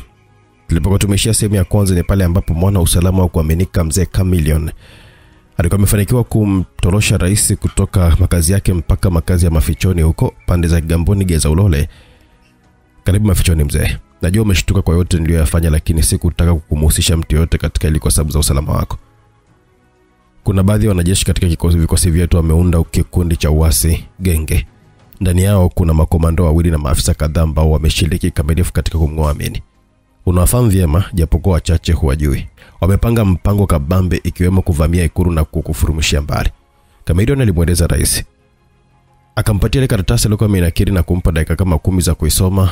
Akaisoma na kurudia kama mara kadhaa hivi. Alipomaliza akaitoa kando na juu yake kama ameweka bakora yake ambayo daima haiachi. Hakuna kingine, ni ule wa madaraka tu. Yaani Afrika sijui itaelimika lini. Wanataka kwenda Ikulu. Ikulu kuna nini? Ni matatizo tu na msongo wa mawazo siku zote. Labda kama unataka kwenda kutumia mali za Watanzania kwa manufaa yako. Akazungumza kwa ukali kidogo, akatulia kimya kwa sekunde kadhaa, akaomba karatasi na kalamu, akaandika ujumbe fulani hivi wenye maneno machache tu, akaikunja ile karatasi na kumpatia Chameleon. Mkabidhi waziri wa ulinzi. Akamwambia Chameleon akaipokea na kuiweka mfukoni. Mkuu, mimi ninakwenda kuona hali halisi jinsi ilivyo. Hapa ndani pana kila kitu. Mtarudi baada ya saa 4 kukuletea taarifa kamili. Unaweza kupata kinachojiri kwa kusikiliza redio hiyo hapo ndogo kwa sasa. Chameleon alimwambia rais na kisha akatoka ndani ya nyumba ile. Alihakikisha milango yote imefungwa kwa kutumia njia zake za siri, akawasili Pwani Kigamboni na kuvuka mpaka upande wa pili. Kilichoendelea msikilizaji tutapata ukijua kwa uzuri sana katika sehemu ya 3 ya simulizi Genge iliyoandikwa na Patrick CK na kusimuliwa na director kutoka hapa Simulizi Max. Unaipata kupitia YouTube channel ya Simulizi Max, lakini WhatsApp ni 0677062012. Huko unaweza kuipata kwa haraka zaidi bila kusubiri. Tunaendelea tulipokuwa tumeishia. Jua la saa 12:30 asubuhi lilikuwa limekwisha anza kulipendezesha anga kwa miale ya dhahabu. Chameleon akavuta hatua zake pembezoni mwa ukuta wa Ikulu kando kando ya bahari kuelekea hospitali ya Ocean Road. Alipoizunguka na kuingilia mlango wa nyuma, akatokea kwenye ofisi yake ya siri, akaingia na kujifungia huko. Alichukua redio yake ndogo na kuiwasha, akatafuta idhaa ya taifa na kutega sikio kusikia nini kinaendelea. Kipindi cha majira ya asubuhi kilikuwa kikiendelea. Hakuna anachojua hadi sasa. Akawaza, hakuona haja ya kupoteza muda, akatoka na kupenya ndani kwa ndani mpaka katika jengo la Ikulu. Akawakuta watu wakiendelea na shughuli zao za asubuhi, ikiwa ni kuweka vizuri mazingira kwa kuwa hiyo ni ofisi ya rais. Akasalimiana na kupita moja kwa moja mpaka katika chumba cha usalama. Humu ndani alimkuta binti mmoja tu ambaye alikuwa akifuta vioo na kuweka kablasha vizuri katika rafu zake. Serena akaita, "Abe." Akaitika kwake, anageuka na kumwangalia mtu huyo, akampa heshima yake na kusubiri kupata maagizo. "Muita Simba Ulanga na James." Akamwambia, "James upi?" Serena kauliza. "James Msamba Magoya." Akamwelezea, "Msamba Magoya yupo kazini, alishaondoka jana usiku wa saa 5 na hakurudi mpaka sasa." "Alisema naenda wapi?" "Alituambia tu na dharura." Akajibiwa Chameleon na alibaki kimya kwa sekunde kadhaa, kichwa chake kikawa kama kimepigwa shoti ya umeme. "Okay, chukua hii barua moja kwa moja ifikishe kwa waziri wa ulinzi, kisha urudi hapa na kuhitaji." Akamwambia na Dawio. Serena kama amepokea ile bahasha na kuiacha ofisi hiyo. Banana Bar. James Msamba Magoya aliendesha gari lake aina ya Ford pembezoni kabisa mwa bar maarufu inayojulikana kwa jina la Banana, karibu na kambi ya jeshi kikosi cha wananga.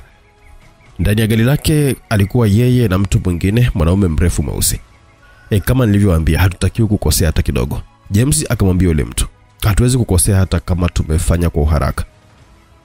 Simba Mwene kashaenda Msasani kama ulivyokuwa umetuambia, na nyuma yake kufuatiwa na wapiganaji mahili endapo kama kutatokea rabsha yote ile." Yule mwanaume mweusi akajibu, "Safi. Pale hatopata upinzani kwani waliopo ni polisi wa kawaida tu. Hawajui medani za vita. James akaongezea kusema. Halafu kikosi namba 2 tayari kimeshafika Magogoni na kila mmoja ameshachukua position yake. Yule mwanaume akaelezea zaidi.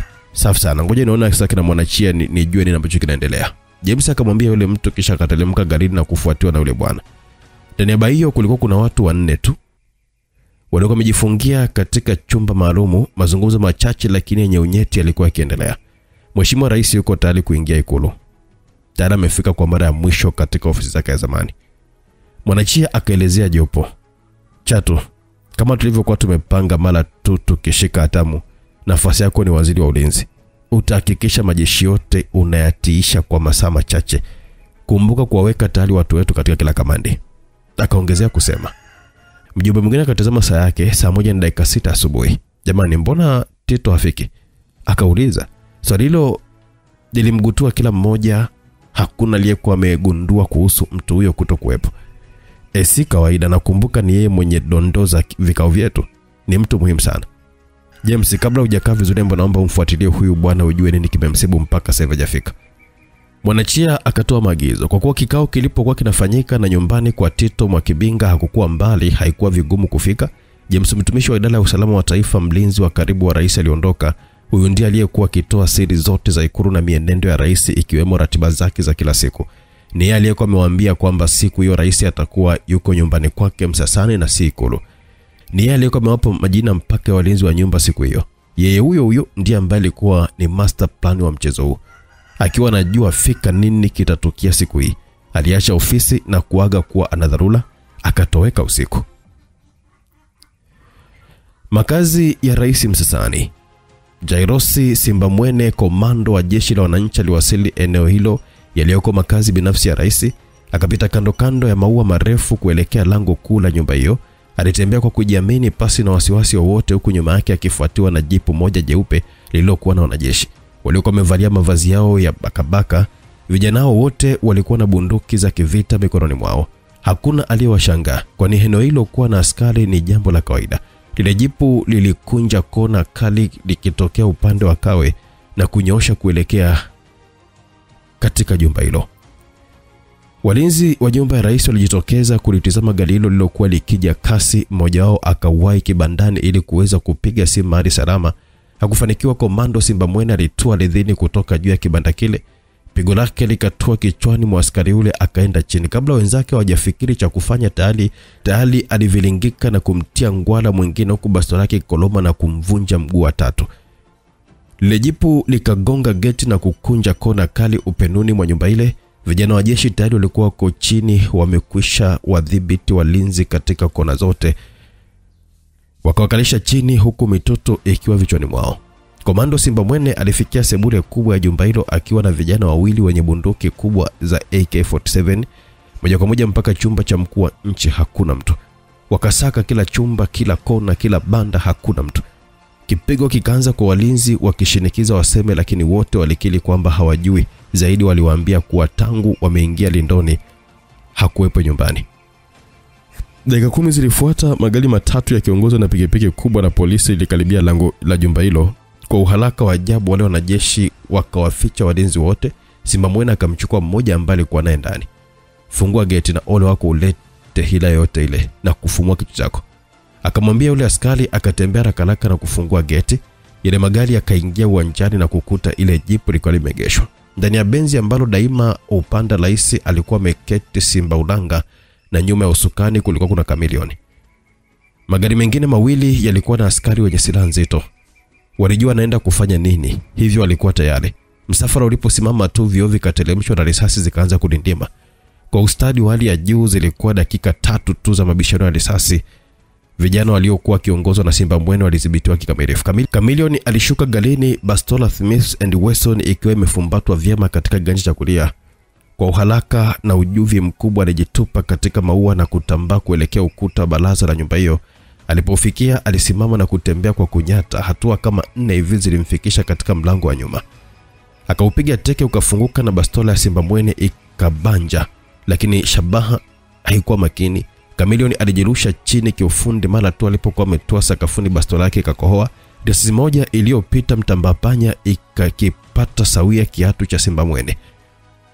Alipozuka sarakasi akajikuta amechelewa, maumivu makali yakapita kwenye unyayo wake. Alitoa tusi zito. Kwa kujichemea akamwendea Chameleone na kumwahi kwa teke mmoja la mkono. Bastola ikamtoka. Teke jingine akalidaka na kumvuta mguu. Simba mwene aliona Chameleone anapigana kwa mbinu za kitoto sana. Akamdharau, akamkamata ukosi wa kaunda suti yake na kumuinua, lakini mwanausalama yule hakumwachia mguu. Akamngata Simba mwene, akapiga unyende na kumwachia Chameleone. Akasimama haraka, akainua kiti na kukirusha, kikatua kichwani kwa Simba mwene. Chameleone akaluka sarakasi na kuikamata tena bastola yake. Aliponyosha kupata shabaha, Simba mwene kwa weledi wa kushangaza alichumpa na kupita kwenye kioo. Akaangukia kwenye maua nje ya nyumba. Risasi 4 za Chameleone zikamkosa na kuchimba sentimita chache kando ya dirisha. Nje ya nyumba ile Simba mwene hakupoteza hata sekunde, akaruka sarakasi na kutua nje kabisa wigo, huku akikosokoswa na risasi za wanausalama. Vijana wake wote walikuwa tayari mikononi mwa serikali. Chameleone na vijana wachache wakatoka nje kumtazama komando huyo hata wasimuone. Hawezi kucheza na mimi huyo, Chameleone akamwambia Simba Ulanga, huku akiweka vyema bastola yake. Walipotokeza nje kabisa, majirani wakawapa ishara kwamba amekimbilia huku. Simba Ulanga na Chameleone akachukua Honda kubwa ilikuwa limegeshwa nje ya nyumba mojawapo. Mwendo wao wa kasi ukawafikisha katika barabara kuu itokayo Kawe kuelekea Kinondoni. Katika barabara hiyo ya vumbi walimshuhudia Simba mwene akimtoa kwa nguvu Mwarabu mmoja hivi aliyekuwa na familia yake garini. Alipowaona wabaya wake akamvuta mama wa Kiarabu na kumwekea ngao mbele yake, na domo la bastola lilikuwa limegusa sikiole. Mkisubutu na muua, Simba mwene alimwambia. Tayari Chameleone alikuwa amesimama chini na bastola yake mumwelekezea mtu huyo. Mwache huyo mama aende, akamwamuru asimwache. Akajibu kwa kuona mvuta kinyume mpaka katika mlango wa gari. Simba mwene akapiga risasi moja hewani na kumsukuma kwa nguvu ile mwanamke kuelekea kwa Chameleone. Chameleone akamkwepa na kufiatua risasi moja iliyopita na kioo cha nyuma sentimita moja tu kando ya mwamba wa kushoto wa kioo cha nyuma. Simba mwene mara baada ya kumsukuma yule mama wa Kiarabu aliwahi kujitoma ndani ya gari nyuma ya usukani. Kutokana na akili za mtu mzima, Chameleone alijua wazi nini komando huyo atafanya. Risasi yake ilipenya kisogoni na kufumua vibaya paji la uso la Simba mwene na kuchafua kioo chote cha mbele kwa damu na ubongo. Chameleone bado alikuwa amesimama, huku mikono yake ikiwa bado imelenga bastola upande ule ule, kana kwamba anasubiri mtu huyo atelemke. Akasonya na kusha bastola yake taratibu. Amekwisha, Simba Ulanga alimwambia Chameleone. Yes, nilikwambia hawezi kucheza na Chameleone huyo. Wakati huo msikilizaji, kambi ya jeshi atwalipo, waziri wa ulinzi aliwasili na kukaribishwa na mkuu wa kambi hiyo. Hali ya kambi haikuwa shwari. Mapinduzi, nchi imepinduliwa. Yule mkuu wa kambi akamuuliza waziri. Hapana, lakini nimekuja kwa kuwa nahitaji kukutana vijana wako wanao hamasisha mapinduzi. Waziri akasema, lo, nahisi tu hawapo. Watu niliokuwa na wahisi wote sijaona kambini tangu jana usiku. Mkuu wa kambi akajibu. Kikao hiki cha siri kilifanyika ndani ya ofisi ya mkuu huyo. Baada ya mazungumzo mafupi wakafika watu wengine watatu kutoka idara ya utambuzi wa usalama wa taifa. Tarumbeta ya dharura ikapigwa na askari wote wa vyovyote wakafika na kujipanga katika uwanja mkubwa unaotumika kwa gwaride.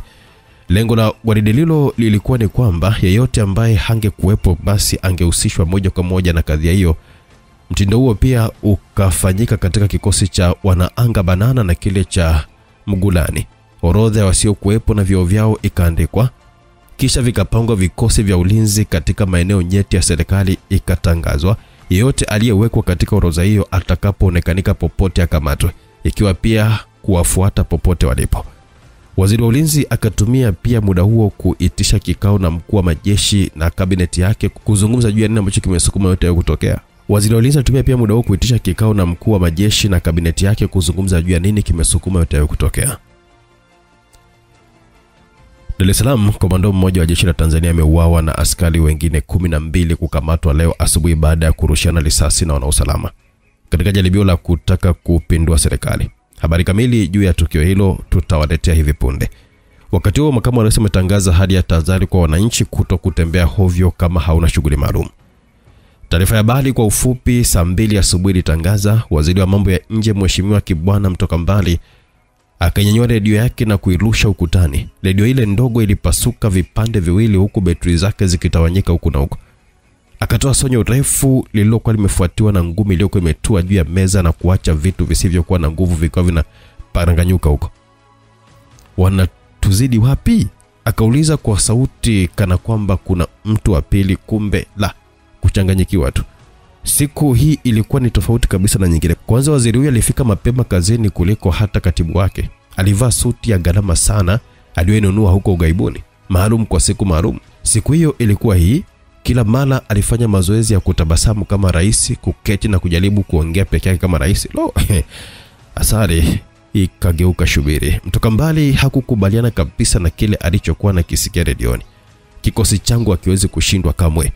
Alijiapiza huku akisimama. Dakika hiyo hiyo simu ya mezani ikaanza kuita kwa fujo. Nani huyo? Akajiuliza. Akaukamata mkonga wa simu tayari kusikiliza. Moyowe ukaanza kudunda bila mpangilio kama saa mbovu. Akasubiri kwa sekunde kadhaa, simu ile ikakatika. Dakika moja baadaye ikaanza kuita tena kwa mkono uliojaa kitetemeshi.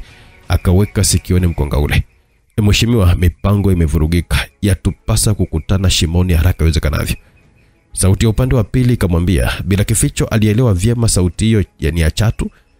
Akashusha ule mkonga na kuweka mara pake, akaanza kuchachawa. Hakujua nini anatakiwa kufanya. Alipofikia mlango tu simu ile ikaita tena. Akasimama huko mkono wake ukiwa uko kifuani upande wa moyo. Nani tena? Akajiuliza. Karudi na kuinyanyua simu na kuweka sikioni. Unatakiwa kufika Ikulu haraka sana kwa kikao cha dharura. Toba. Moyo mtoka mbali ukapiga samasoti. Akazidi kuchanganyikiwa. Aende wapi? Shimoni au Ikulu? Utata.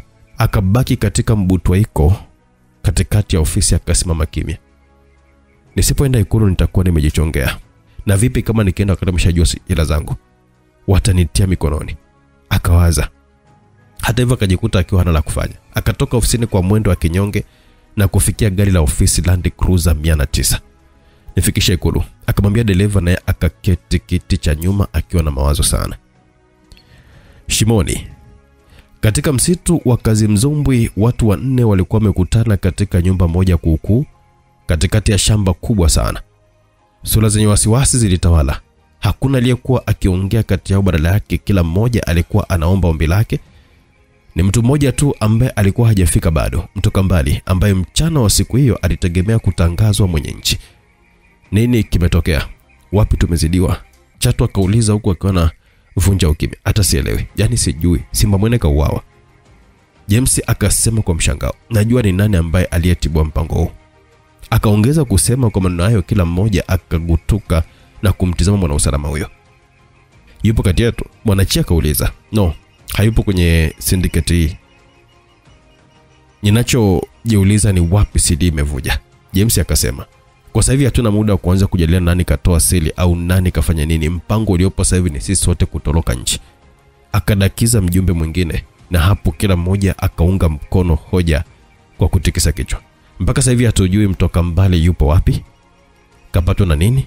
Tulishakubaliana hili na tukala yamini kwamba mambo yakishashindikana kila mtu atoroke nchi. Tutakutana kwenye shimo jingine. Mwanajeshi mwenye cheo cha kutosha akawaambia wenzake. Kikao kikafungwa na ajenda iliyohitaji utekelezaji ni moja tu, kutoroka. Lakini tumeshindwa wapi? Mjumbe mwingine akauliza kwa sauti ya chini. Hilo halina mjadala. Kwa sasa hivi hatupasa kutekeleza kilicho mbele yetu. Basi siku ya 10 toka sasa tukutane pale ambapo mkataba wetu unasema. Asanteni na kwaheri. Mwanachia akawaambia wajumbe na kikao kikafungwa. Nchi ilikuwa kimya. Habari iliyotikisa kila kona juu ya kuuawa kwa komando Jairus Simba Mwene, kila lonenwa likanenwa juu yake. Tamaa ya madaraka, wakasema mshenzi tu yule, alifikiri kwamba ataiweza serikali. Wengine wakasikika wakisema nilijua tu wasingeweza. Mbona miaka ile walishindwa? Wangeweza leo. Akina mama nao hawakuwa mbali katika kuchangiza.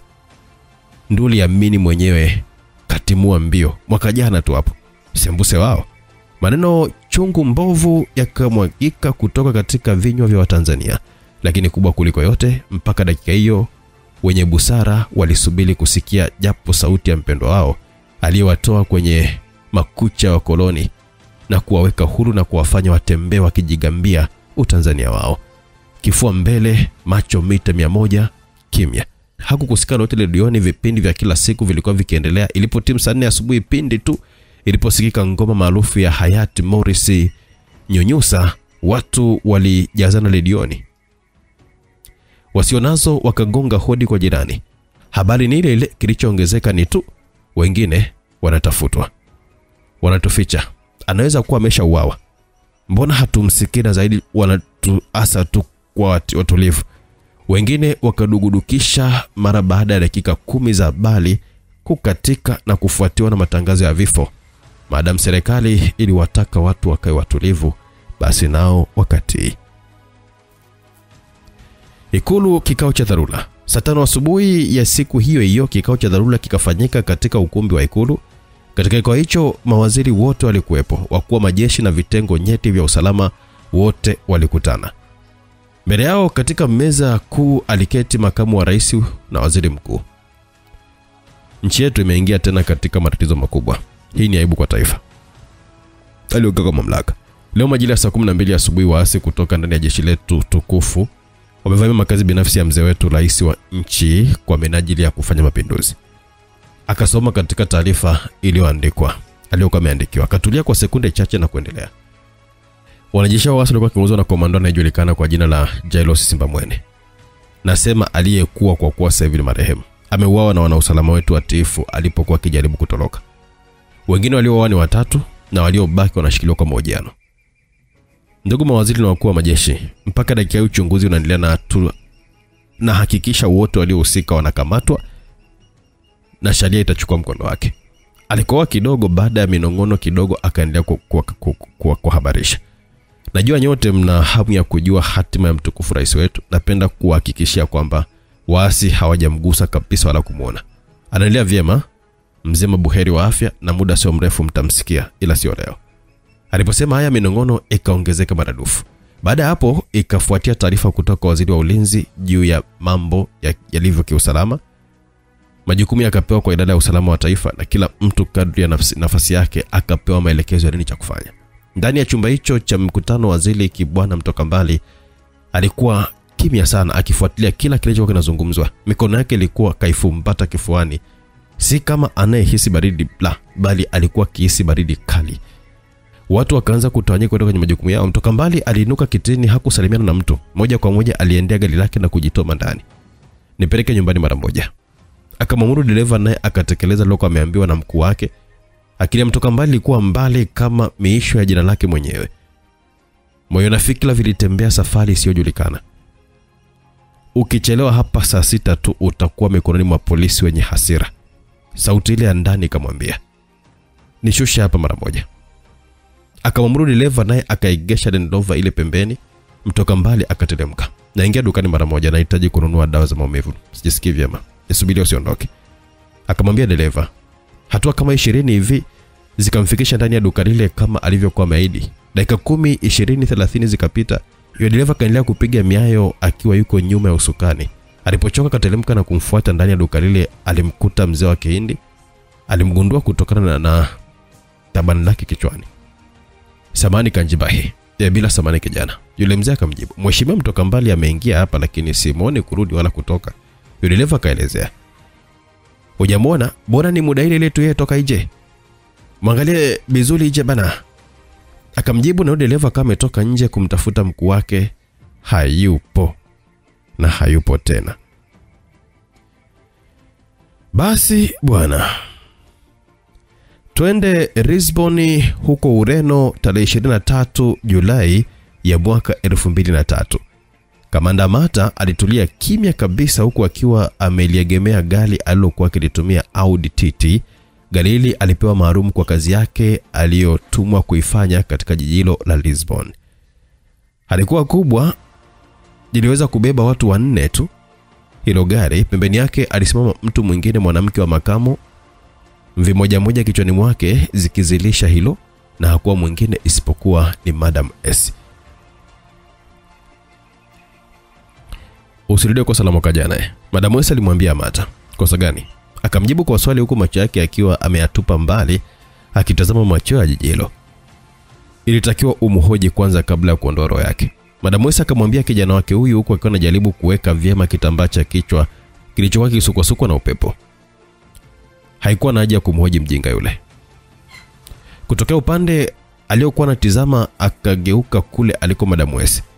Kwani ulinituma kumuua au kumhoji? Akamuuliza. Yote mawili. Moja kwenye maandishi na jingine akilini mwako. Yote mawili. Moja kwenye maandishi na jingine akilini mwako. Tumia common sense wakati mwingine. Akamwambia. Jeuli ule ndio maana nikatimiza andiko kama lilivyokuwa limeandikwa. Amata akajibu. Sawa, ila tunahitaji vitu kidogo ili kuwe kwenye maktaba yetu. Usifanye hivyo safari. Nipo hapa kwa sababu namhitaji huyo mtu. Anafungua. Madam West akamwambia Amata, sawa, zitapatikana. Nitakuletea popote pale ulipo. Amata akajibu, vyema. Madam West akamjibu. Dakika hiyo hiyo gari dogo aina ya Ford Escort likawasili na kusimama mbele yao. Tutaonana baadaye.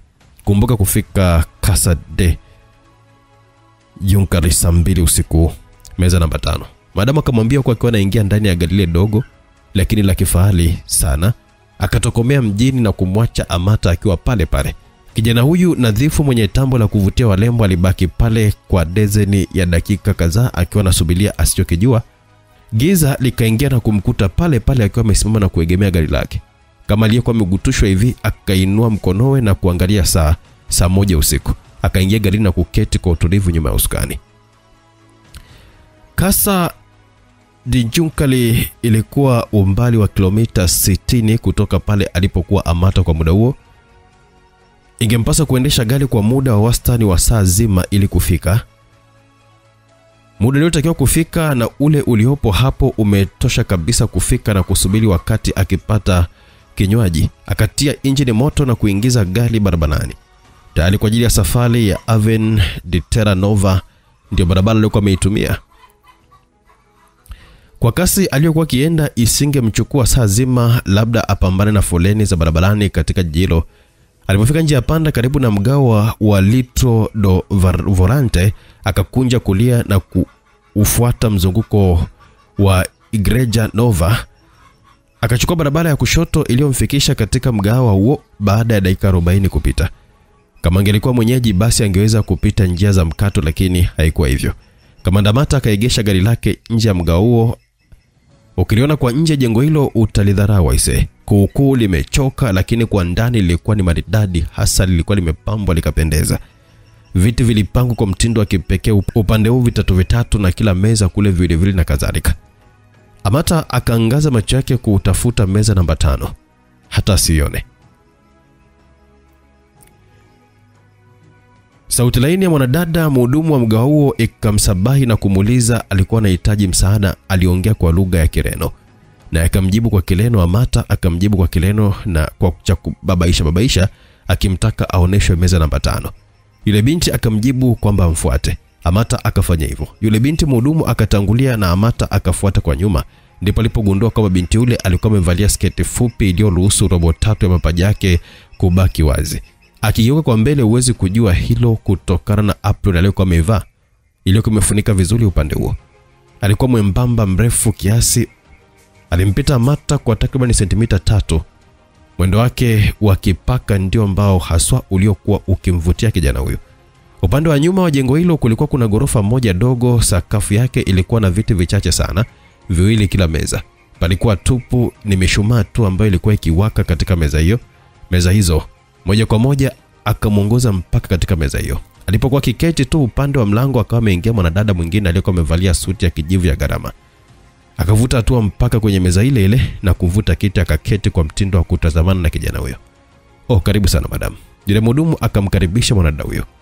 Asante sana. Tuletee Gintinto Premium nyekundu. Yule mwanadada akaagiza huku jicho lake likiwa limeganda kwa Amata. Umejoje kama nilitaka kinywaji hicho? Amata kauliza. Najua, nilikuwa natembea mawazoni mwako kabla. Karibu sana Ureno, kamanda. Jisikie upo nyumbani. Akampa mkono wakasalimiana. Naitwa Dana. Akajitambulisha. Amata Rick. Amata naye akajitambulisha kwa ufupi sana. Dana akamkazia macho Amata na kumtazama kwa makini, kisha akajitazama kifuani na kugundua kuwa kifungo cha blouse yake kimefunuka. Hivyo kilifanya matiti yake yaonekanike kwa ukubwa kiasi. Naam, yalikuwa matiti yaliyokuwa yamejaa vyema katika silia dogo iliyokuwa imetosha katika kifua chake. Alikifunga kifungo kile na kujiweka sawa. Sicho kilichotukutanisha hicho Dana akasema huko sura yake ikiwa imebadilika kabisa. Najua kilichotukutanisha ni Vincent Mwanachia.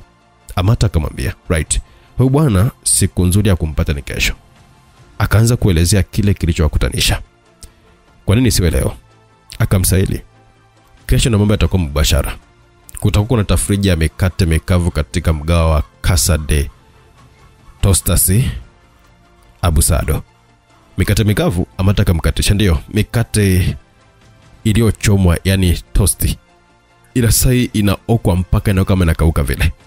Ni tafrija inayowakutanisha matajiri tu. Na katika pekua zangu nimegundua kwamba ana mwaliko wa kuwa pale. Akamueleza, ulikuwa na blackback job? Amata akamuuliza kwa vilugha vyao vya kificho, akimaanisha kama ilimpasa kuipekua nyumba ama ofisi yake. Ilinibidi, maana jamaa haonekaniki ovyo. Nilichofanikiwa ni hiyo kadi tu ya mwaliko. Akamuelezea Amata ambaye alikuwa akiarekodi kichwani mwake. Hongera sana, una stadi zawadi. Amata akamtania. Wakati kile kinywaji kikawasili, bilauli mbili zikifuatana nacho, Dana akalipia kabisa na yule mhudumu akaondoka eneo lile. Tafrija inaanza saa 12 jioni kesho. Lakini wao mwangalifu kwa jamaa na yaya wengi sana. Dana akamhabarisha kamanda. Cheers. Amata akamwambia Dana huko akiwa na ipuna brauli yake juu, na mwanamkeo naye akafanya hivyo hivyo. Wakagonga na kunywa kidogo kabla ya kuzisha mezani. Casa de Tostas Abusado. Amata karudia kulitaja jina lile. Haswa Dana naye akamhakikishia kwamba ni hapo hapo. Asante kwa maelezo. Mnyakuwa kama mwewe afanyavyo kwa mfalanga wa kuku. Amata akamwambia Dana huku bilauli yake ikiwa sentimita 1 kutoka kinywani mwake. Mimi nimemaliza, niruhusu niondoke. Dana kaaga. Mbona mapema? Hebu kumbuka yanipasa kukaa mpweke mpaka kesho saa 12 jioni. Muda huo utapitaje kwangu? Amata kaanza uchokozi. Dana akaingiza mkono katika blouse yake, akatoa kimkebe kidogo, na kimkebe hicho akatoa kadi ya biashara yake na kumwekea Amata mezani. Nipigie kuanzia 6 usiku. Akamwambia na kuondoka zake. Kamanda Amata kabaki pale mezani akitazama chupa ya Gin Tinto Premium, kazi bora kabisa kutoka Ureno. Casa de Tostas Abusado. Akawaza na kuchukua simu mara moja, akapekua upande wa ramani na kujaribu kuitazama walau ajue ni upande upi ilipo. Sekunde 50 tu zikawa zimetosha. Kilichomshangaza ni kuona kuwa mahali alipokuwa amesimama na Madam Essie ni kilomita 3 tu kufika hapo. Akainua blauli yake, akapiga funda moja, akaishusha mezani. Mara baada ya kuitoa kinywani, bilauli ile akagundua kwamba kuna mtu mezani pake. Wewe nani na unajikaribisha pasi na karibu? Amata kamuuliza. Meni huyo alikuwa ni mwanamke wa kizungu. Umri wake tunaweza kukadiria katika miaka 30 au 35 hivi. Aliongea Kirano, akajibu mwanamke yule aliyekuwa anaitwa Quinta. Nikusaidie nini? Quinta. Amata akamuuliza huku akiona wazi kabisa kwamba pombe ile inataka kumzidi nguvu. Mimi ni mfanyabiashara kahaba. Je, utapenda kuwa nami usiku? Quinta kamuuliza Amata. Hili mchukua kama sekunde 15 hivi kuitolea majibu. Labda, akajibu. Mwanaume hutaki kusema labda. Jibu ni ndio au hapana. Quinta akamwambia Amata huku akiwa anamtizama kwa macho ya blue. Kope zake ndefu na midomo iliyokuwa imepakwa rangi nyekundu vilimfanya aonekanike kama mtu wa kuchora. Labda. Amata karudia tena jibu lake na kuona jinsi mwanamke alivyokuwa amekunja sura yake kama kaona kinyesi.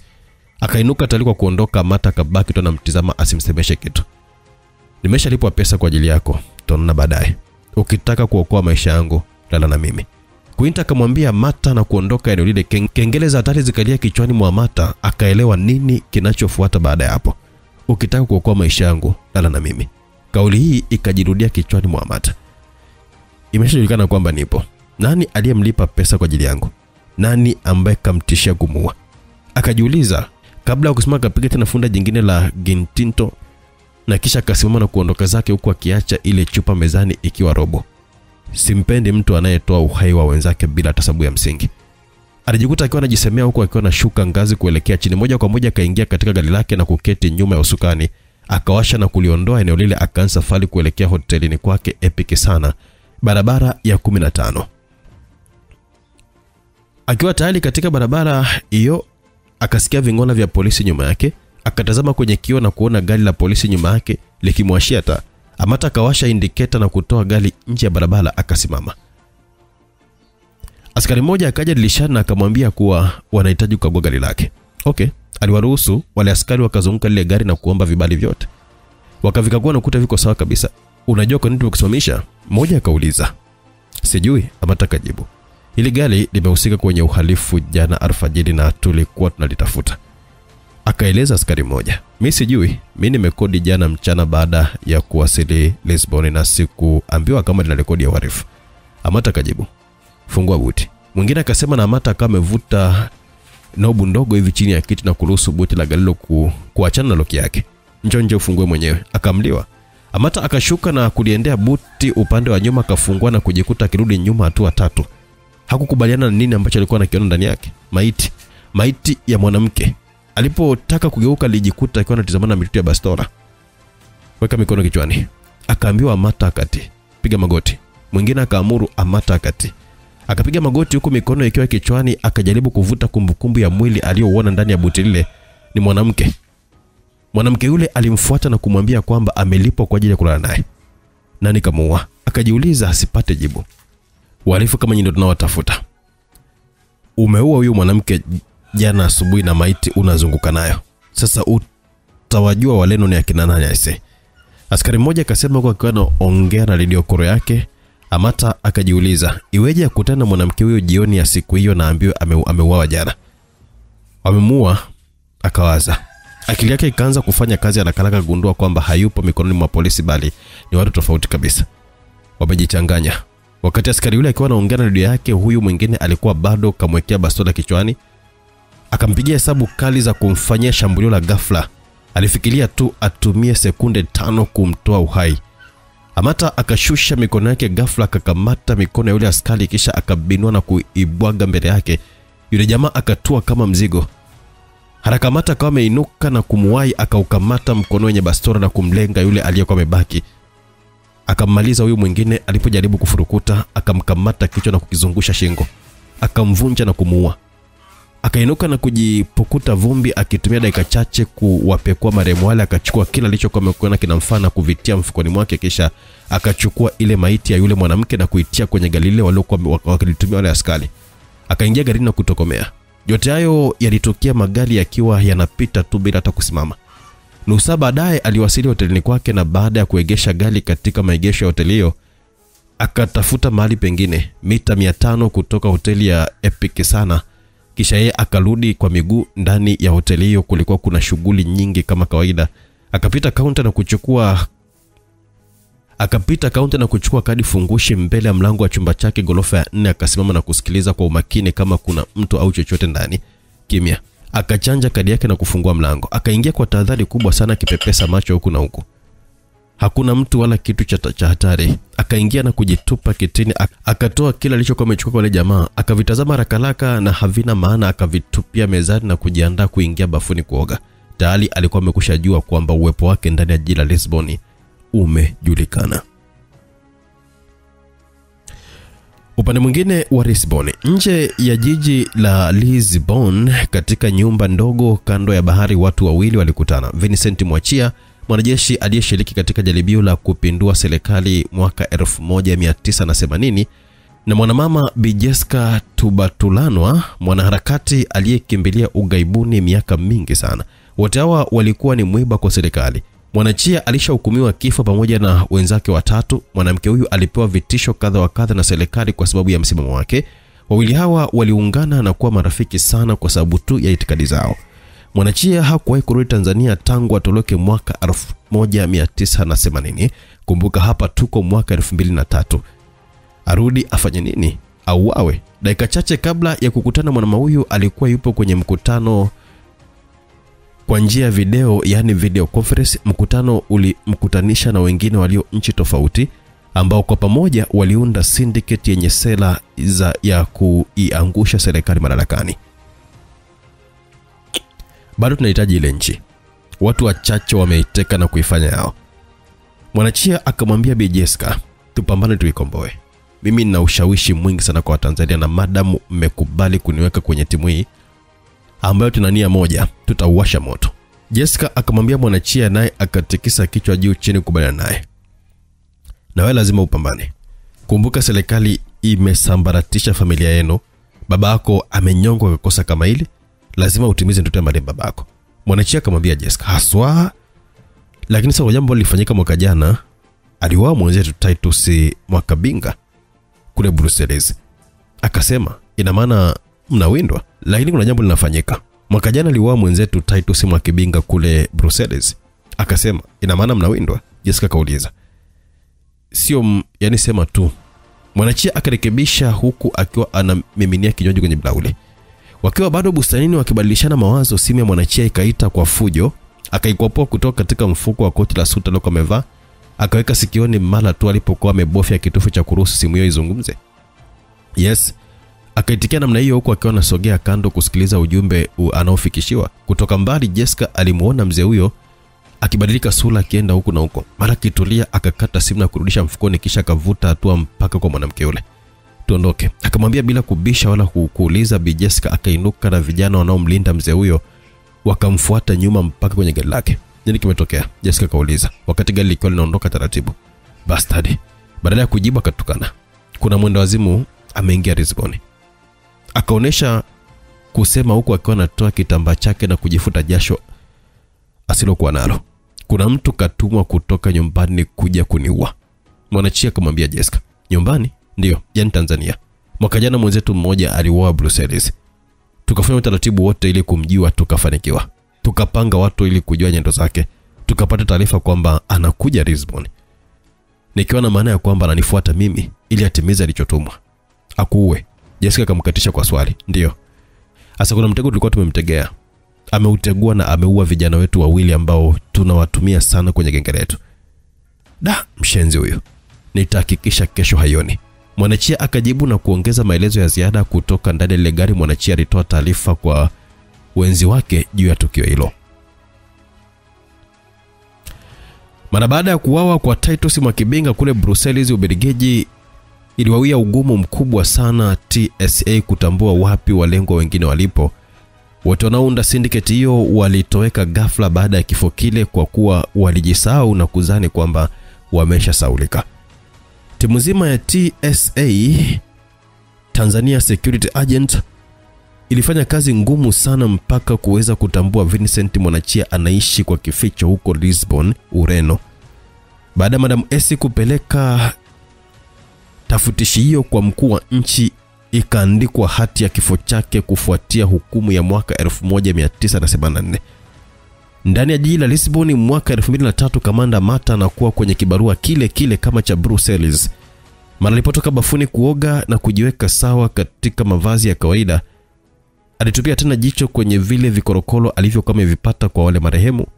Mara hii akaona kitu kisichokuwa cha kawaida katika vile vitu mezani. Casino Lisboa. Kipande cha karatasi kiliandikwa hivyo. Alikitazama mara kadhaa, akaichukua na kuikunjua vizuri, akakisoma upya. Kwa nini mwanzo sikuona umuhimu wake? Akajiuliza, kuna lolote ambalo nilikuwa nataka kufanya kule? Akajikuta njia panda. Akiwa katika hali hiyo, akashtushwa na hodi iliyokomebishwa mlangoni. Amata akakusanya vile vitu na kuvifungia kwenye draw, akajiweka tayari kwa ajili ya kuendea mlango uliokuwa ukigongwa kwa fujo. Taratibu Amata akawa amefungua na kumruhusu agongae aingie. Dana aliingia ndani ya chumba hicho akitweta, akigeuka na kumtizama Amata aliyekuwa akikunja mikono ya fulana yake ya prunek. Umefanya nini Amata? Dana aliuliza kwa tashwishwi. Amata akafanya kama hajasikia swali hilo. Alipomaliza kukunja mikono ya fulana, akachukua saa yake na kuivaa.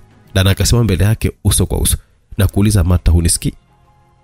Akauliza kwa sauti ya ukali. Amata akamaliza kuvaa saa yake na kuchukua koti la jinsi alilovaa na kuliweka sawa. Dana akajitupa kitini na kubaki akiwa anamtazama kijana huyo. Alipomaliza kujiandaa, akavuta mkoba wake na kutoa bastola yake aina ya Beretta Pico na kuipachika kwenye suruali yake. Akamgeukia Dana na kumtizama. Mbona ingana ni kwa watu na kuanza kupiga makelele? Wewe una kichaa? Akamtupia swali Dana, kabaki kimya akitazama tambo za kijana huyo shababi aliyesimama imara pasi na kuteteleka. Umeua askari mbele ya CCTV kamera, umeharibu kila kitu. Wanakutafuta kila kona. Dana kalalama akiwa anaegemea kiti kile akipumua kwa nguvu. Sijaua askari. Wamenifananisha. Akajibu Amata. Umeua Amata. Akamwambia na kumwekea picha mezani. Amata akazitazama zile picha kutoka mbali, akajiona katika picha 3 tofauti katika tukio lile. Dana akaita. Unasemaje? Akamuuliza. Unapoongea na mwanaume wa mtulivu, Sasa sikiliza, kuanzia sasa hivi natengua mission ambayo ninyi mliipanga. Aliposema hayo Dana kabaki anatoa macho. Unasemaje? Unapaswa kufanya ile tulilopanga. Dana akasimama na kuongea kwa mamlaka. Sikiliza. Narudia, kuanzia sasa hivi nimetengua mission ambayo ninyi mmeipanga. Halafu fanyaje? Dana akamkatisha kwa swali. Narudi Tanzania usiku. Una kichaa? Dana kangaka. Kichaa unacho wewe na bosi wako ambao umevujisha siri kwa Mwanachia. Amata akamwambia. Unasemaje? Dana ameshipa ikamtoka. Sisi tunaweza kufanya upuuzi kama huo? Akauliza. Sikiliza Dana. Hii kazi mimi nimeifanya miaka mingi kuliko wewe. Usifikiri kuwekwa mkuu wa usalama katika ubalozi wetu hapa Ureno ndo umefika. Mimi sio renki yako, sawa? Hebu niambie hizi picha wewe umezipata wapi? Ina maana ulikuwa unajua mchezo mzima unaotakiwa kutukia kwangu, si ndio? Pili, safari yangu ya kuja huku hakuna aliyekuwa anajua zaidi ya ofisi yako tu. Mwanachia na genge lake wamejuaje kama niko hapa?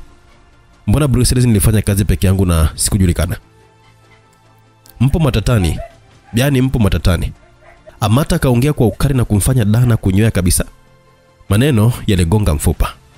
Nani aliyekuambia huo uongo wote huo? Dana akajikakamua na kusema, uongo?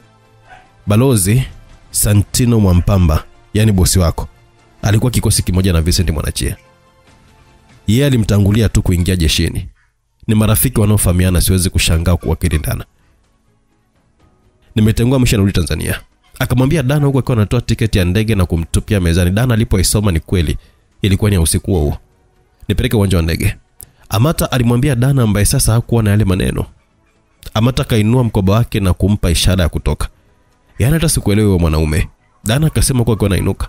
Nipeleke, kama utake nitakodi taxi na ndipo nitakapopata uhakika wa maneno yangu. Amata akamwambia huku tayari wakianza kutoka hotelini hapo, na baada ya kuweka mambo yote ya hotelini hapo sawa, Dana na Amata wakaelekea uwanja wa ndege. Asante sana Dana. Fikisha salamu zangu kwa mama hapa. Amata akamwambia Dana wakati wakiwa wanaagana katika uwanja wa ndege wa kimataifa wa Lisbon. Sawa. Dana kajibu kisha kamsindikiza mpaka ndani ya uwanja huo na kuhakikisha amemaliza hatua zote za safari. Waweza kwenda Dana, nisikucheleweshe na shughuli zako. Amata akamwambia yule mwanamke, usiwe na wasiwasi. Kwa kuwa ilikuwa ni kazi yangu kuhost, sina budi kukuescort pia. Akamjibu. Nusu baadaye sauti ya mwanadada ikasikika kwenye kifaa maalum ikiwataka abiria wote wanaoondoka kuelekea Addis Ababa waingie ndegeni. Kamanda Amata akamkumbatia Dana na kumbusu shingoni kisha akamwacha na kuelekea katika lango ambalo lingemfikisha pale ndege ilipo. Mita chache kabla ya kufikia mlango wa ndege hiyo, Amata akafungua mlango mdogo na kutoka nje. Akateremka ngazi mpaka eneo ambalo gari za kukokota mizigo zilikuwa zimeegeshwa. Akiwa na mbambana ukuta huo, akakunja kona na kuingia katika mlango wa wazi. Moja kwa moja kama ibukia katika chumba ambacho inafikia mizigo. Wafanyakazi wa eneo lile wakataka kumzuia, akajitambulisha na kuonesha kitambulisho cha kidiplomasia. Wakamuongoza na kumuonesha njia kutokea nje kupitia upande huo. Upande wa nje kulikuwa kuna watu wengi na walikuwa wanafika kupokea na kusindikiza wageni. Giza lilikuwa limemezwa na taa zenye mng'aro wa dhahabu. Amata akapepesa macho yake kama atamwona Dana, akasimama pale pale alipokuwa akiangaza kwa umakini sana. Kikachelo. Haikuchukua muda macho yake akamnasa mwanamke huyo. Dana alikuwa akitembea haraka huku nyuma akifuatiwa na kijana mmoja. Kutokana na wingi wa watu, Dana alipotea katika macho ya Amata. Amata naye akajitoa pale alipokuwa amesimama na kuvuta hatua mpaka upande wa pili wa maegesho. Akatembea haraka huku akiwa anapita viunga vya maua. Katikati ya magari mengi kulikuwa kuna Volkswagen moja likiwa limewasha hazard. Alipolikazia macho zile taa zikazima kisha zikawaka zile kubwa kwa mtindo wa flash. Akaelewa, akaliendea na kuingia katika kiti cha mbele. Pembeni ya dereva ndani ya gari hili kulikuwa kuna mtu mmoja tu, mwanamama. Welcome on board sir. Welcome on board sir. I will fly you safely to Addis Ababa. Madam Essie akamwambia Amata na wote wakaangua kicheko.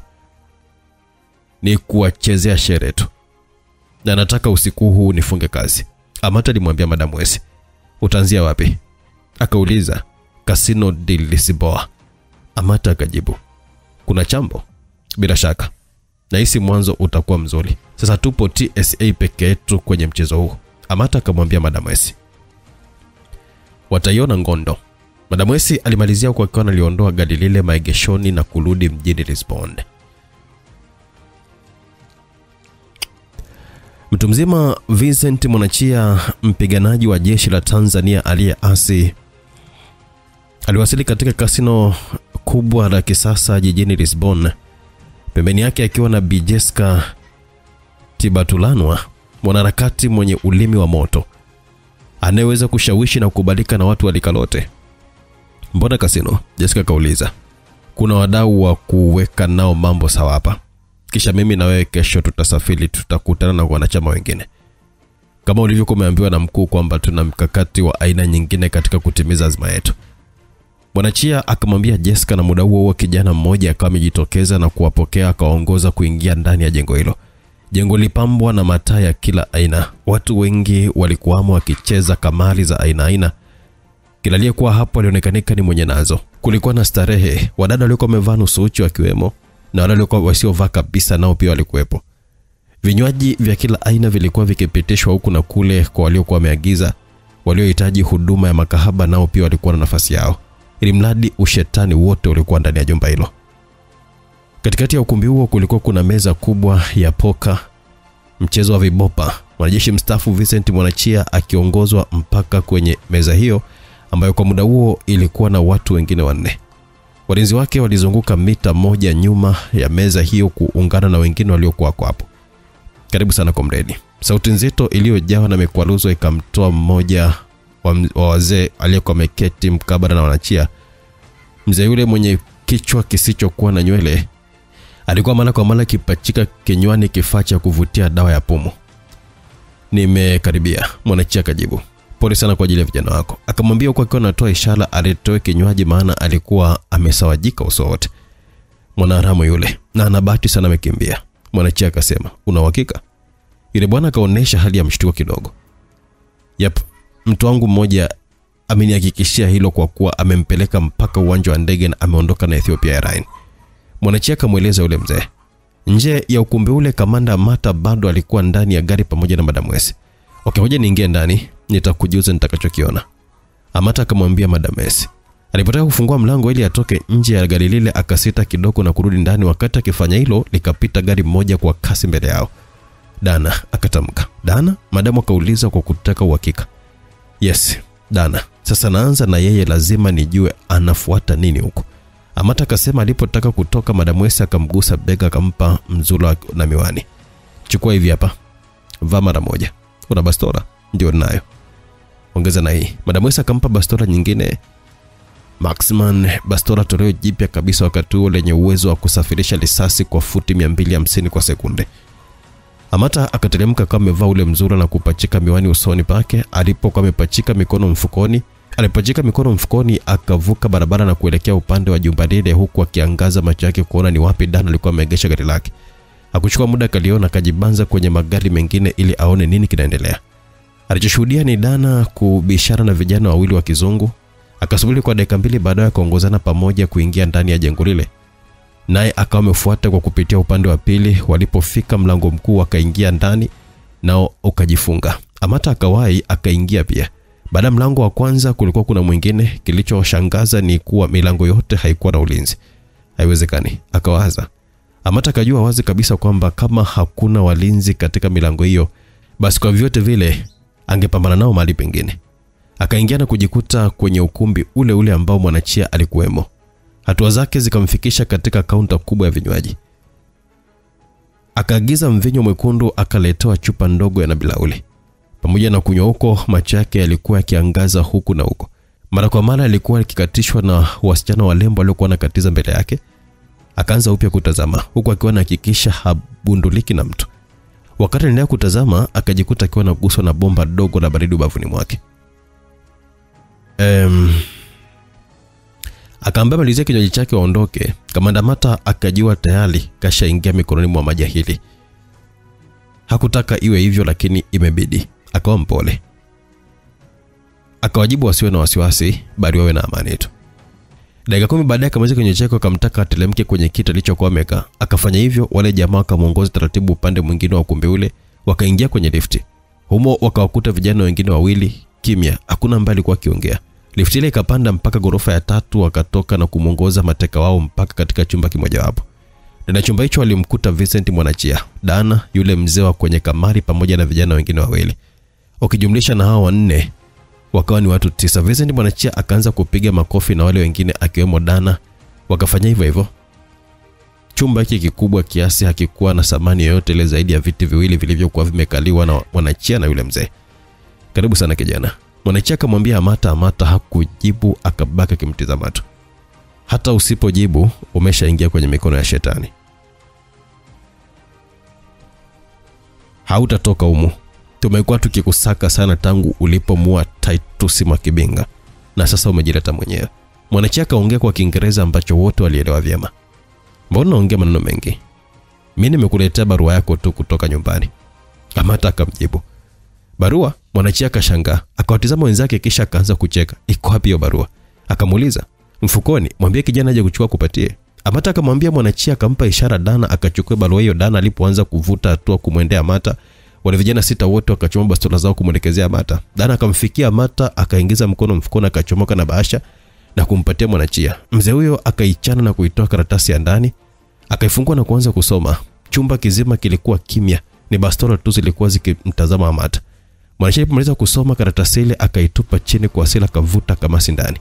Hamwezi, na bado tutaikomboa nchi yetu. Muda sio mrefu mtashuhudia mapinduzi makubwa sana. Mwanachia akasema, na mapinduzi hayo hutayashuhudia hata kidogo, kwa kuwa una masaa mawili tu ya kuishi. Hizi bastola zote zitakugeukia wewe muda sio mrefu. Amata akasema, pumbavu sana wewe. Yule mzee mwingine akasema, hata kama, ila hukumu ya rafiki yako ni kifo, na siku ya kifo chake ni leo. Amata akamwambia yule mzee kwa hasira karusha kile kidubwana alichokuwa anakitumia kuvutia dawa ya pumu. Amata akakidaka na kupiga msamba, akakaa chini. Risasi za wale jamaa zikapita hewani na kuchimba ukuta. Msikilizaji, varangati limewaka ndani ya chumba hiki. Unaambiwa Mwanachia anatakiwa kufa leo na si vinginevyo. Na Mwamba amesema kwamba anatakiwa kufa, hakuna mabishano tena. Lakini jamaa yuko chini ya ulinzi mkali sana, risasi ziko nyingi zinamzunguka, lakini Mwamba akaanza kuliamsha hivyo hivyo. Itakuwaje? Na kifo cha huyu bwana tumeambia ni masaa mawili baadaye. Kwa nini asife hapo hapo? Aliambiwa na Madam West kwamba anatakiwa kumhoji kwanza, kwa anatakiwa kukamatwa kabla ya kuuawa. Itakuwaje? Ikawaje? Hayo na mengine mengi msikilizaji, tukutane ndani ya sehemu ya 3. Kumbuka tunaanza kuliteketeza genge hili mwaka 2003 msikilizaji, toka walipofanya makosa mwaka 1980. Yaani miaka zaidi ya 40 sio 20 baadaye. Miaka 20 na kitu baadaye ndipo wanakuja kuanza kula adhabu yao waliokuwa wameadhibiwa mwaka 1984 na mahakama kwamba wanahukumiwa kunyongwa mpaka kufa kwa majaribio ya kumpindua rais. Wanamuita Mwalimu. Sasa sijui ni mwalimu tunayemfahamu sisi au ni mwalimu mwingine. Lakini nchini Tanzania na miaka hiyo mwalimu alikuwa ni huyu tunayemjua sisi.